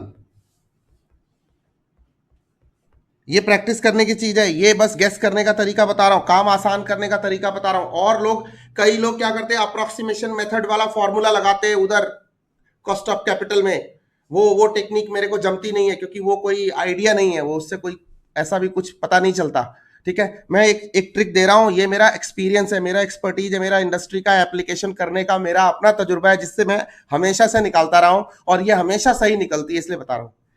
Add all cash inflows करो, ऐड कितना हुआ, साथ साथ करो, 150 प्लस 140, बहुत पेशेंस के साथ, प्लस 210 प्लस 110 प्लस 250, तो 860 आ गया, ठीक है।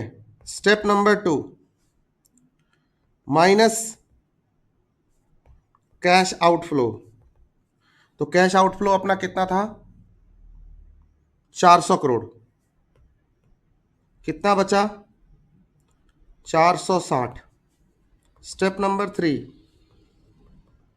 Divide by number of years. कितने साल का फ्लो था, 1 से 5, 5 साल का। सो डिवाइड बाय 5, कितना निकल के आया, 460 डिवाइडेड बाय 5। वो सर ये तो बहुत लंबा है, ओ लंबा है, ठीक है। सो 92, 92 आ गया। रुक जाओ, स्टेप नंबर 4, बस इतना ही काम करना है। Again divide by cash outflow. Cash outflow कितना है तुम्हारा, कितना था, 400। So divided by 400। So 92 divided by 400। सो 0.23, मतलब 23% आ गया। रुको, कहानी खत्म नहीं हुई। स्टेप नंबर 5, मल्टीप्लाई बाय, ध्यान से सुनना, 1.25 और 1.50। सर आपने ये दो क्यों दिए, अगर 1.25 से मल्टीप्लाई करते हो तो तुमको लोअर रेंज मिलेगी, और 1.5 से मल्टीप्लाई करते हो तो तुम्हें हायर रेंज मिलेगी। मतलब ये क्लियर हो जाएगा कि तुम्हारा जो आईआरआर है इन्हीं दोनों के बीच में फॉल करेगा, तो तुम ट्रायल एंड एरर मेथड में परसेंटेज डिसाइड कर पाओगे। मित्रों ये बहुत बड़ा क्लाइमेक्स है। अच्छे अच्छे सूरमा नहीं गेस कर पाते, वो अजीब अजीब हरकतें करते, अजीब ट्रायल मारते, या क्वेश्चन में जो दिया होता है ना परसेंटेज, तो कहते हैं वो तो दिया होता है ना, उससे देख के अपन गेस करते हैं। ओ भाई हेलो, दुनिया में बहुत सारे एग्जाम है जहां ये दिया नहीं होता है, उधर क्या करेगा, क्या ये क्या बात है, ये तो जुगाड़ है ना, कि दिया हुआ है उधर 3% दिए हुए थे, 12%, 14%, 18% मेरे को लग रहा है कि इसी बीच में हो रहा है, मैंने 12 एंड 14 ले लिया, उसके बीच में ही आ गया, ओ तुक्का लग गया। This is not the way. तुक्का ही लगाना तो ऐसा लगाओ, कोई बात नहीं। 0.23 multiplied by 1.25 is equal to 28.75। So देखो पहला रेंज आ गया 28.75। तो लोअर रेंज तुम्हें पता चल गई कि लोअर साइड पे यहां रहने वाला है, तो 28 ले लो। तो एक एनपीवी किस पे निकालोगे, 28 पे। दूसरा, तो एक मिल गया तो तुम आगे का काम कर सकते हो ना, एक निकालो, तुमको पता चल जाएगा और कितने ज्यादा से डिस्काउंट करूं कि जीरो आ जाए, या अगर नेगेटिव आया, पॉजिटिव आया तो नेगेटिव आ जाए। पॉजिटिव एंड नेगेटिव दो डेटा चाहिए ना तुमको, एक का नेगेटिव, एक एनपीवी पे पॉजिटिव चाहिए, एक पे नेगेटिव चाहिए, lower range higher range, and then उसके बेसिस पे तुम अपना डेटा फाइंड आउट कर सकते हो। यस और नो, बोलो ना यस। यस, लेकिन मैं तुमको हायर रेंज भी दे देता हूं सेफेस्ट साइड में रहने के लिए। 23 मल्टीप्लाइड बाय 1.5, तो ये आ गया 34.5। मतलब आई कैन टेल यू कि तुम्हारा एक 28% है और दूसरा 34% है। देखो 6% का गैप है ना इसी बीच में, तो एक 28 ले लो, एक 34 ले लो, तुमको बीच में किधर अपना आईआरआर मिल ही जाएगा, मिल ही जाएगा, गारंटी है मिल जाएगा। This is the formula. कैसे क्या करना है, अब ये स्टेप लिखना नहीं है, ये सर कौन सी ब्रह्मांड की किस बुक में लिखा होता है, तो मार्स पे मिलता है, नेपच्यून पे मिलता है, प्लूटो पे मिलता है ये फॉर्मूला, कहीं नहीं मिलता। ये Om Trivedi, in the own words of Om Trivedi है, ओम त्रिवेदी का इन्वेंशन है। इसको मेरा गिफ्ट समझ के लाइफ टाइम के लिए, एप्लीकेशन के लिए एक्सेप्ट कर लो। क्या करना है, सारे कैश फ्लो को फिर से रिपीट कर रहा हूं, ट्रायल एंड एरर लगाना है। मुझे इसमें समझ नहीं आ रहा है कि मैं क्या परसेंटेज लू, तो मैं क्या करूंगा, मैं सिर्फ फोड़ लू, बिल्कुल नहीं। मैं करूंगा सिंपल, जाऊंगा सारे कैश इनफ्लोज को ऐड करूंगा, 400 को माइनस करूंगा, जो बचा उसको नंबर ऑफ ईयर्स 5 साल है उससे डिवाइड करूंगा, जो आया उसको फिर कैश आउटफ्लो से डिवाइड करूंगा। उसके बाद जो परसेंटेज आ गई, जो भी डेटा आ गया, उसको 1.25 से और 1.5 से, क्यों, क्योंकि 0.25 में ही मेरा रेंज छुपा हुआ है, यहां से यहां तक के बीच में मेरा higher range and lower range छुपा हुआ है। इन दोनों डेटा पे मैं कैलकुलेट करके बीच में जो भी फॉर्मूला लगा के अपना आईआरआर निकाल लूंगा। Getting the point my dear friends? Yes, तो आ जाओ। तो पहला एनपीवी निकाले एट द रेट 28%, तो निकालो। कैसा निकालेगा तुम लोग, तो टेबल से निकालो या फॉर्मूले से निकालो, जैसा तुमको ठीक लगता है। मैं सिंपल जा रहा हूं, मेरे को ना बस कैश फ्लो चाहिए होता है बार बार। 150, 140, 210।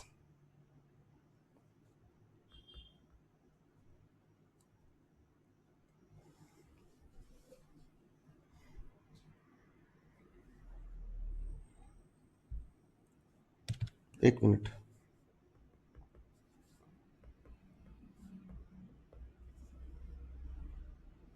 150, 140, 210, 110, 250, ठीक है। कैलकुलेट करके माइनस कितना करूंगा, 400 इज इक्वल टू एनपीवी। तुमको जैसे निकालना निकालो, मैं तुमको एक बार ऐसे करके दिखा रहा हूँ, टेबल तुम बनाते रहना। So 1 divided by 1.28 is equal to 0.78125 into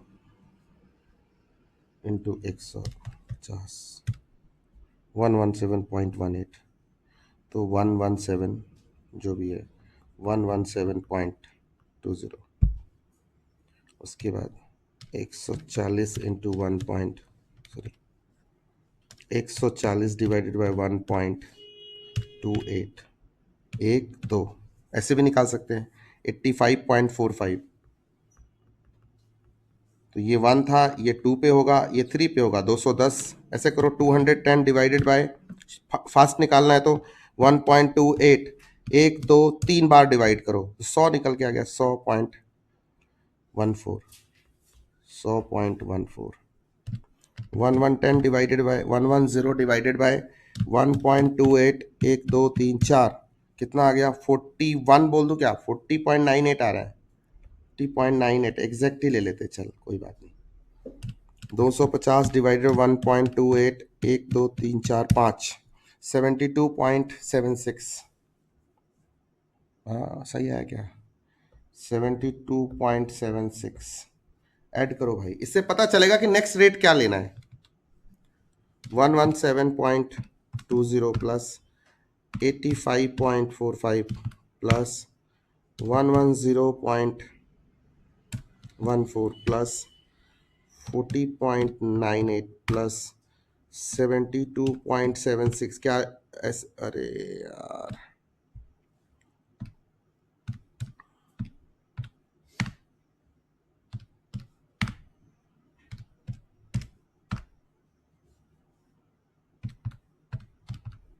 क्या लमसम ले सकते हैं, ले सकते हैं। तो 416.41 ऐसा, तो 16.41 कुछ ऐसा आया इसका एनपीवी। मतलब कि अब हम बहुत क्लोज है, तो हमें 34, 35, 38, 36 लेने की जरूरत ही नहीं है। वैसे अपने को पता है 34 के नीचे ही लेना है, तो अपन क्या करते हैं, ये 28% पे निकाला है। अब मैं ना एनपीवी या 30% ले लेता हूं, मेरे को, मुझे अब इतना समझ है, इतनी तो अंडरस्टैंडिंग है कि 30% के आसपास मेरे को मिल जाना है, या 31% ले लो, कोई बात नहीं, 30% पे ले लेते हैं। So 150 divided by 1.3, 115.4, 115.40। उसके बाद ये है 4, ये है 5, 140 divided by 1.3, 1 2, 82.8,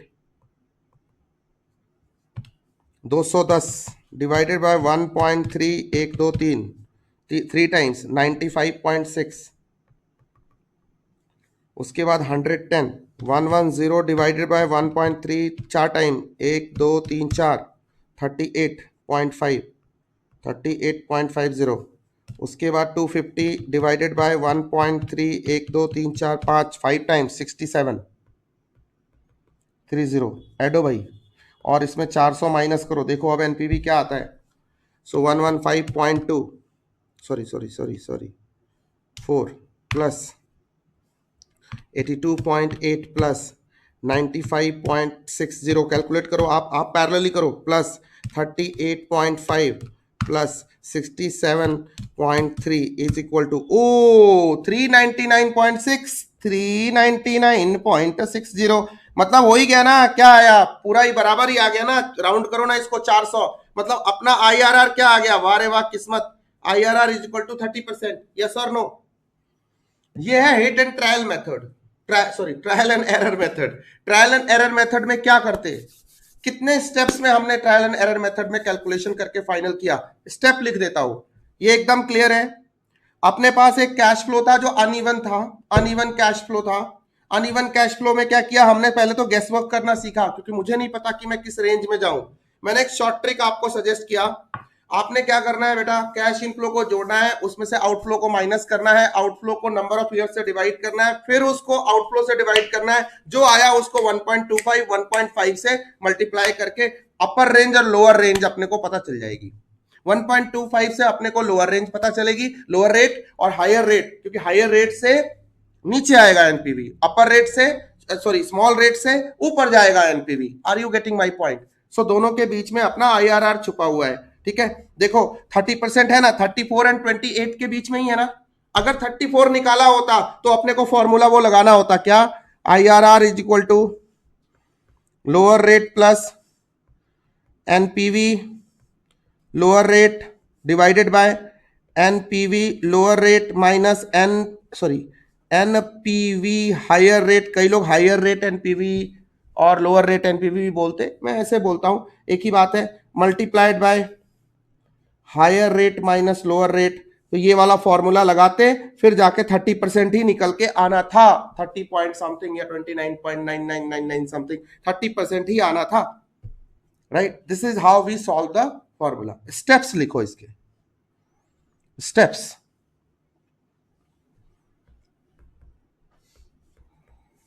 to calculate IRR in case of trial and error method। ये फंडा नंबर कितना होगा अपना, 9 होगा क्या, funda number 9, and rules to take decisions based on IRR, ठीक है, based on IRR। Decision rules क्या होंगे दोनों बताऊंगा आपको, लिखो स्टेप नंबर 1, सबसे पहले number 1,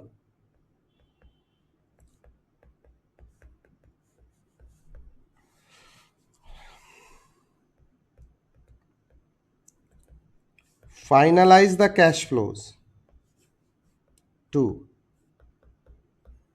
PV, sorry,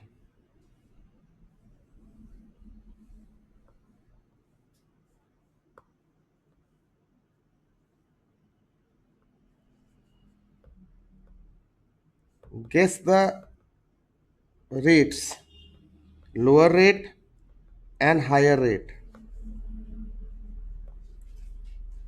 based on short trick। Number 3, step number 3, find out lower rate NPV and higher rate NPV। Step number 4, use IRR formula to calculate it। These are the steps। ये 4 step में जाना है। Cash flow को पहले पहचानो, then lower rate higher rate को guess करो, guess करने के लिए आपको शॉर्ट ट्रिक दिया है, देन दोनों के एनपीवी निकालो, और उसके बाद आईआरआर के फॉर्मूले पे लिख दो। आईआरआर का फॉर्मूला आपका ये रहा, ये रहा, ये रहा, ठीक है, ये रहा फॉर्मूला। इस फॉर्मूले को नोट कर दो and your job is done. This is the फंडा नंबर 9। अब डिसीजन रूल्स लिख लो आप। अगर इसके बेसिस पे अपने को डिसीजन लेना हो तो कैसे लेंगे, IRR डिसीजन रूल्स, ये सब थियरी नहीं है, ये सब प्रैक्टिकल है। प्रैक्टिकल थियरी में भी आते हैं, ये सब आ जाते हैं एग्जाम में। Number 1, if IRR is more than cost of capital, जो मेरा इंटरनल रेट ऑफ रिटर्न है वो मेरे कॉस्ट ऑफ कैपिटल से ज्यादा है। मतलब दो बातें समझ में आती है मेरे को, ध्यान से सुनना, समझते हो तुम, जानते हो, तुमको एनपीवी में बताया है। एनपीवी जीरो है मतलब साफ है कि मेरा आईआरआर केसी से ज्यादा है। तो इसका मतलब है ये तो रिकवरी हो ही गई, दिस हैज बीन रिकवर्ड, और प्लस मेरे पास सरप्लस है। बोलो यस और नो। रिकवरी के बाद सरप्लस है तभी तो आईआरआर, मतलब आईआरआर अगर मेरा 30% है और कॉस्ट ऑफ कैपिटल 25% है तो मेरा 5% क्या है, ये एक्स्ट्रा है, और यही मेरी प्रॉफिटेबिलिटी को बढ़ा रहा है, इससे मेरा वेल्थ मैक्सिमाइज होने वाला है। तो in that case accept the project.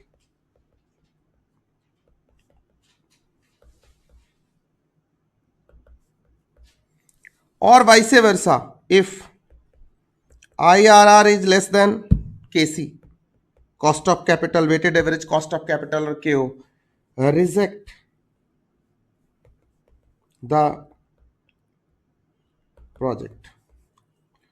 और अगर ये केसी पे बराबर है तो कोई फर्क नहीं अलबत्ता, क्योंकि यहां तो ब्रेक इवन चल रहा है। ठीक है, तो डन हो गया, डन है, लॉक किया जाए, लॉक किया जाए, लॉक किया जाए। नोटिंग करनी है कर लो, कौन सी बड़ी बात है। कौन सा क्वेश्चन किया था, ये क्वेश्चन किया था, ये नोट करना है, कर लो, हो गया। आईआरआर के सारे, इससे ज्यादा आईआरआर कुछ भी नहीं होगा।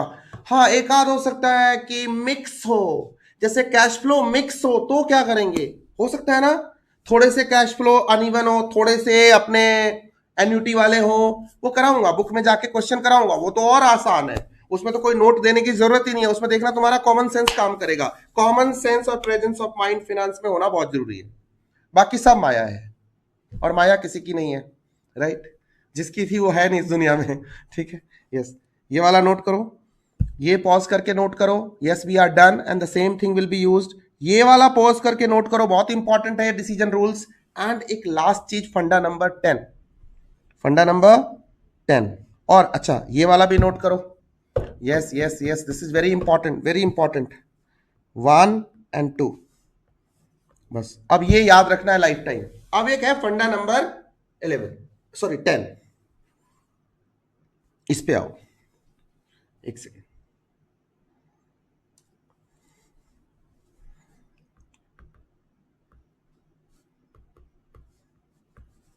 इसे बोलते हैं MIRR, मॉड्यूल में इस पे क्वेश्चन है, सारे मॉड्यूल में होते हैं। ठीक है, एग्जाम में आता है, हाँ आता है, आता है, आया है, और एमसीक्यू और केस स्टडी में इसको डालना बहुत आसान है।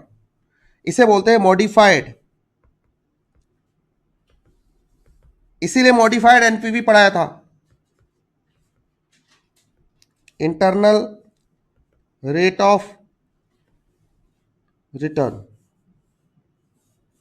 Modified internal rate of return. अब ये इंटरनल रेट ऑफ रिटर्न क्या कहता है, मतलब मॉडिफाइड, मतलब जो कैश फ्लो आएगा ना वो री इन्वेस्ट होगा, वही वाला फंडा है मॉडिफाइड एनपीवी वाला फंडा, और वो चला जाएगा किसी एक्स ईयर पे, फ्यूचर वैल्यू निकल जाएगी, और फिर वहां से उसकी प्रेजेंट वैल्यू निकलेगी, और उसमें इंटरनल रेट ऑफ रिटर्न ढूंढना है अपने को, क्या बना अपना, अपनी लाइफ में क्या बना, राइट। ये ऐसे नहीं समझेगा तुमको, ये ऐसे नहीं समझेगा। इसके लिए क्या करना है, एक सैंपल तुम्हारे सामने एग्जांपल रखता हूं, फिर बाकी रूल्स बताऊंगा आपको। ठीक है, ठीक है, आपको समझ में आ रहा है। जो यहां पे कैश फ्लोज है वो री इन्वेस्ट होते हैं, ये लाइन लिख देता हूं।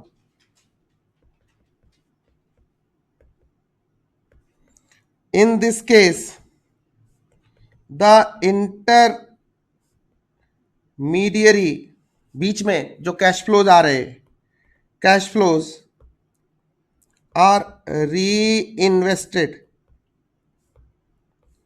at a given rate or at a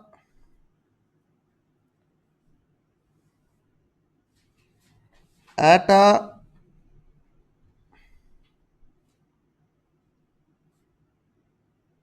at an expected rate of return.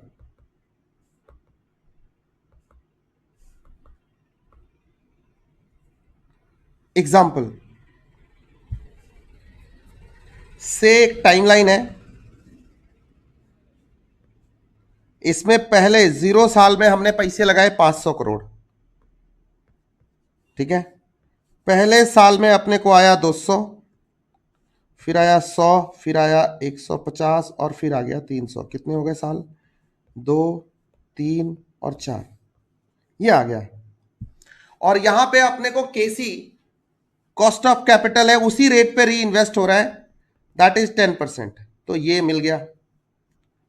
अब ये कहता है ऐसे केस में मॉडिफाइड आईआरआर निकालो, आईआरआर मत निकालो, मॉडिफाइड आईआरआर निकालो। तो ये तो और आसान कर दिया इसने मेरा काम। आईआरआर कहता तो hit and trial blah blah this that करना पड़ता। देखो मैं इसका कैसे सॉल्यूशन करूंगा। मतलब एक बात तो क्लियर है, एक बात तो क्लियर है कि ये पैसा री इन्वेस्ट होगा, ये वाला भी री इन्वेस्ट होगा और ये वाला भी री इन्वेस्ट होगा। मतलब ये 3 साल के लिए री इन्वेस्ट होगा, ये 2 साल के लिए री इन्वेस्ट होगा, ये 1 साल के लिए होगा और ये तो सेम ईयर में है। तो री इन्वेस्ट करके इसका मतलब इसको चौथे साल में मुझे यहां पे एक फ्यूचर वैल्यू निकालनी है। एक कैश इनफ्लो को इन्वेस्ट करके फिर यहां पे इसकी फ्यूचर वैल्यू निकालनी है, future value of cash inflows, यही ना, यही ना। और फिर उसमें इसको माइनस करना है, नहीं करना है। वहां पहुंचते हैं फिर अपन देखते हैं क्या बनता है अपना। तो कोई बात नहीं, सबसे पहले क्या करेंगे, बिकॉज री इन्वेस्ट हुआ ना, तो इसका मतलब यहां पे कंपाउंडिंग होगी। कंपाउंडिंग कर लेते हैं, कर लो इन चारों का कंपाउंडिंग करके इनको पहुंचाओ इनकी जगह पे, 4th ईयर में पहुंचाओ, सबसे पहले पहुंचाओ, अब सारे पहुंचाओ। सो 200 1.1 टू द पावर 3 प्लस 200 के बाद 100 1.1 टू द पावर 2 प्लस उसके बाद 150 1.1 कुछ भी नहीं प्लस यहां कितना है 300। करिए जनाब, 1.1 into 2 3 into 200 is equal to 266.2 plus 1.1 into equal to 121 plus 1.1 into 150 is equal to 165 plus 300 is equal to how much? 165 plus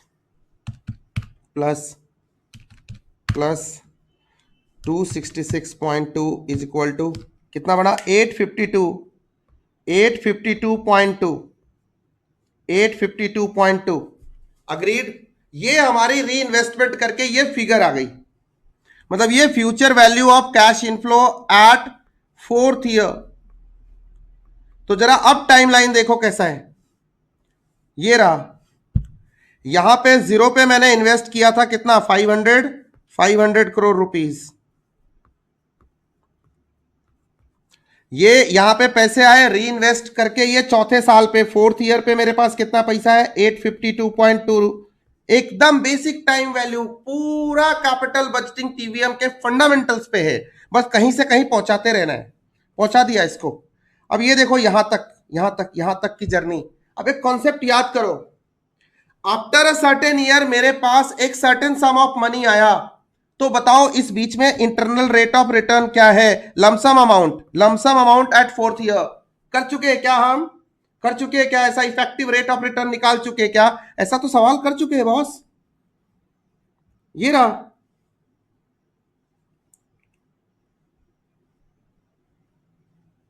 ये रहा, कर चुके ना। Initial investment 500 crore, after 4 year 850, ठीक है। आईआरआर क्या होगा? ये सेम सिचुएशन में लौट के बुद्धू घर को आए ना, यही वाला फॉर्मूला लगना है ना, यहाँ पे यही वाला लगना है। फ्यूचर वैल्यू nth ईयर में 4th ईयर में डिवाइडेड बाय आउटफ्लो का future present value 1 to the 1 by n minus 1 is equal to this. तो रट्टा नहीं मारना, अगेन फिर से बता रहा हूं, यही वाला फॉर्मूला यही वाला लगना है। देखो वही MIRR में क्या हो गया, ये काम आसान हो गया। ये ट्रायल एंड एरर मारने की जरूरत ही नहीं है, ये काम अपना आसान हो गया। उल्टा आसान हो गया ये काम। तो MIRR जो आपको लगता है कि अब पढ़ा था, तूने किया था, तूने नहीं किया था, अरे नहीं किया था तो अच्छी बात है, क्योंकि ये इजी है ना, इसमें टेंशन ही नहीं है। सुन, अब क्या करना है, पीवी ऑफ कैश इनफ्लोज, तो 852.2 डिवाइडेड बाय 1 प्लस, अरे यार 1 plus are to the power 4 is equal to 500, यही बना ना अपना, ये लो 852.2 divided by 500 to the power 1/4 minus 1 is equal to r. तो करते हैं, divided by 500 is equal to this, और इसको देखो ये 4 का है ना, अगर यहीं पे डर्टी पावर होती तो कहानी अलग होती, ये पावर अपना राउंड ऑफ है, 2 इंटू 2 है, ऐसा है, तो 2 स्क्वायर रूट लगेंगे, 2 होता तो 1 होता, 4 है तो 2 हो जाएगा। तो देखो स्क्वायर रूट आसान है, 14.11426 minus 1 is equal to 4.426 is equal to 14.26%. This is my internal rate of return. Done, my dear friends. This is my internal rate of return and formula is this one. Done है, ये लग गया अपना ये formula. अगर यहां पे ये 4 की जगह, अगर इस जगह पे 4 की जगह 5 होता तो तुम क्या करते, यहां पे 9 होता तो तुम क्या करते, बात ये है, ये मैं जानबूझ के बता रहा हूं, ये तो क्वेश्चन आसान था, इस टाइप का क्वेश्चन तो किया है तुमने, तो ये तो तुमको मिल गया, सेम क्वेश्चन किया है, तो ये तो फॉर्मेलिटी थी। लेकिन यहां पे अगर डर्टी पावर होती तो, in case of dirty power, how to solve this problem, how to solve this problem in case of dirty power. Say for example यहां पे अपने पास 1/9 होता तो क्या करते, तो एक बहुत ही सिंपल सा रूल है, लिख लो यहां पे, रट्टा रूल नहीं है, ट्रिक है, ये एक ट्रिक है। तो क्या करते हम, जो भी डेटा आता ना, जो भी डेटा आता यहां पे, इसको क्या करते 12 टाइम्स स्क्वायर रूट कर देते, माइनस जो भी आता उसमें 1 करते, मल्टीप्लाइड बाय पावर, एग्जाम्पल के तौर पर लिख रहा हूं, से 1/9 है ना, इससे मल्टीप्लाई कर देते, ये पावर जो यहां पे आ रहा है ये मल्टीप्लाई कर देते, फिर इसमें जो आता उसको 1 से प्लस करते, 1 2 3 3, फिर ये 4 स्टेप लिख दूंगा, एंड ध्यान से सुनना, उसको 1 से प्लस करने के बाद जो भी आउटपुट आता जा रहा है आपके कैलसी के ऊपर, 1 से प्लस करने के बाद इनटू इक्वल टू 12 टाइम्स। अब देखो स्टेप नंबर 1,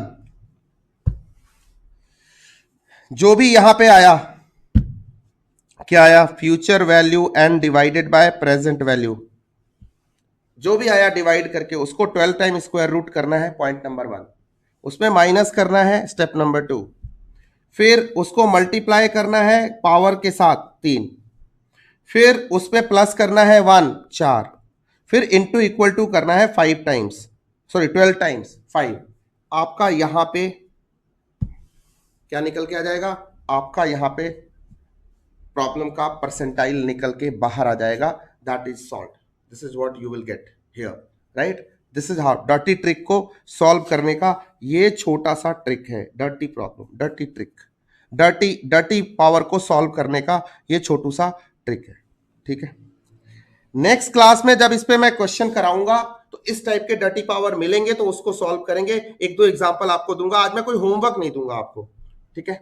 सो MIRR टेक्निक बस इतनी सी है, modified internal rate of return. Step बहुत ही क्लियर है, सबसे पहले जो कैश फ्लो है उसका एक रेट है, उस पे उसको री इन्वेस्ट करना है, री इन्वेस्ट करने के बाद वापस से इस टाइम लाइन पे आना है और लमसम अमाउंट वाला जो हमारा फॉर्मूला है उसे अप्लाई कर देना है, और वो फॉर्मूला आपका यहां पे है, आपको आपका इंटरनल रेट ऑफ रिटर्न मिल जाएगा, राइट। ये क्वेश्चन ऑलरेडी आप सॉल्व कर चुके हो, ठीक है। नेक्स्ट क्लास में मैं इसके ऊपर छोटू सा नोट लिखवाऊंगा और हम बुक के प्रॉब्लम सॉल्व करेंगे, बट उससे पहले एक टेक्निक और है, PI, profitability index, desirability index, ठीक है, PI फैक्टर, उसको डील करेंगे और उसके बाद क्वेश्चंस करेंगे। आई होप कि जितना आज किया है इसको एक बार अच्छे से रिवाइज करके इस पे जो भी सम हमने किए करके एंड आप नेक्स्ट क्लास को स्टार्ट करेंगे। Rest is all right.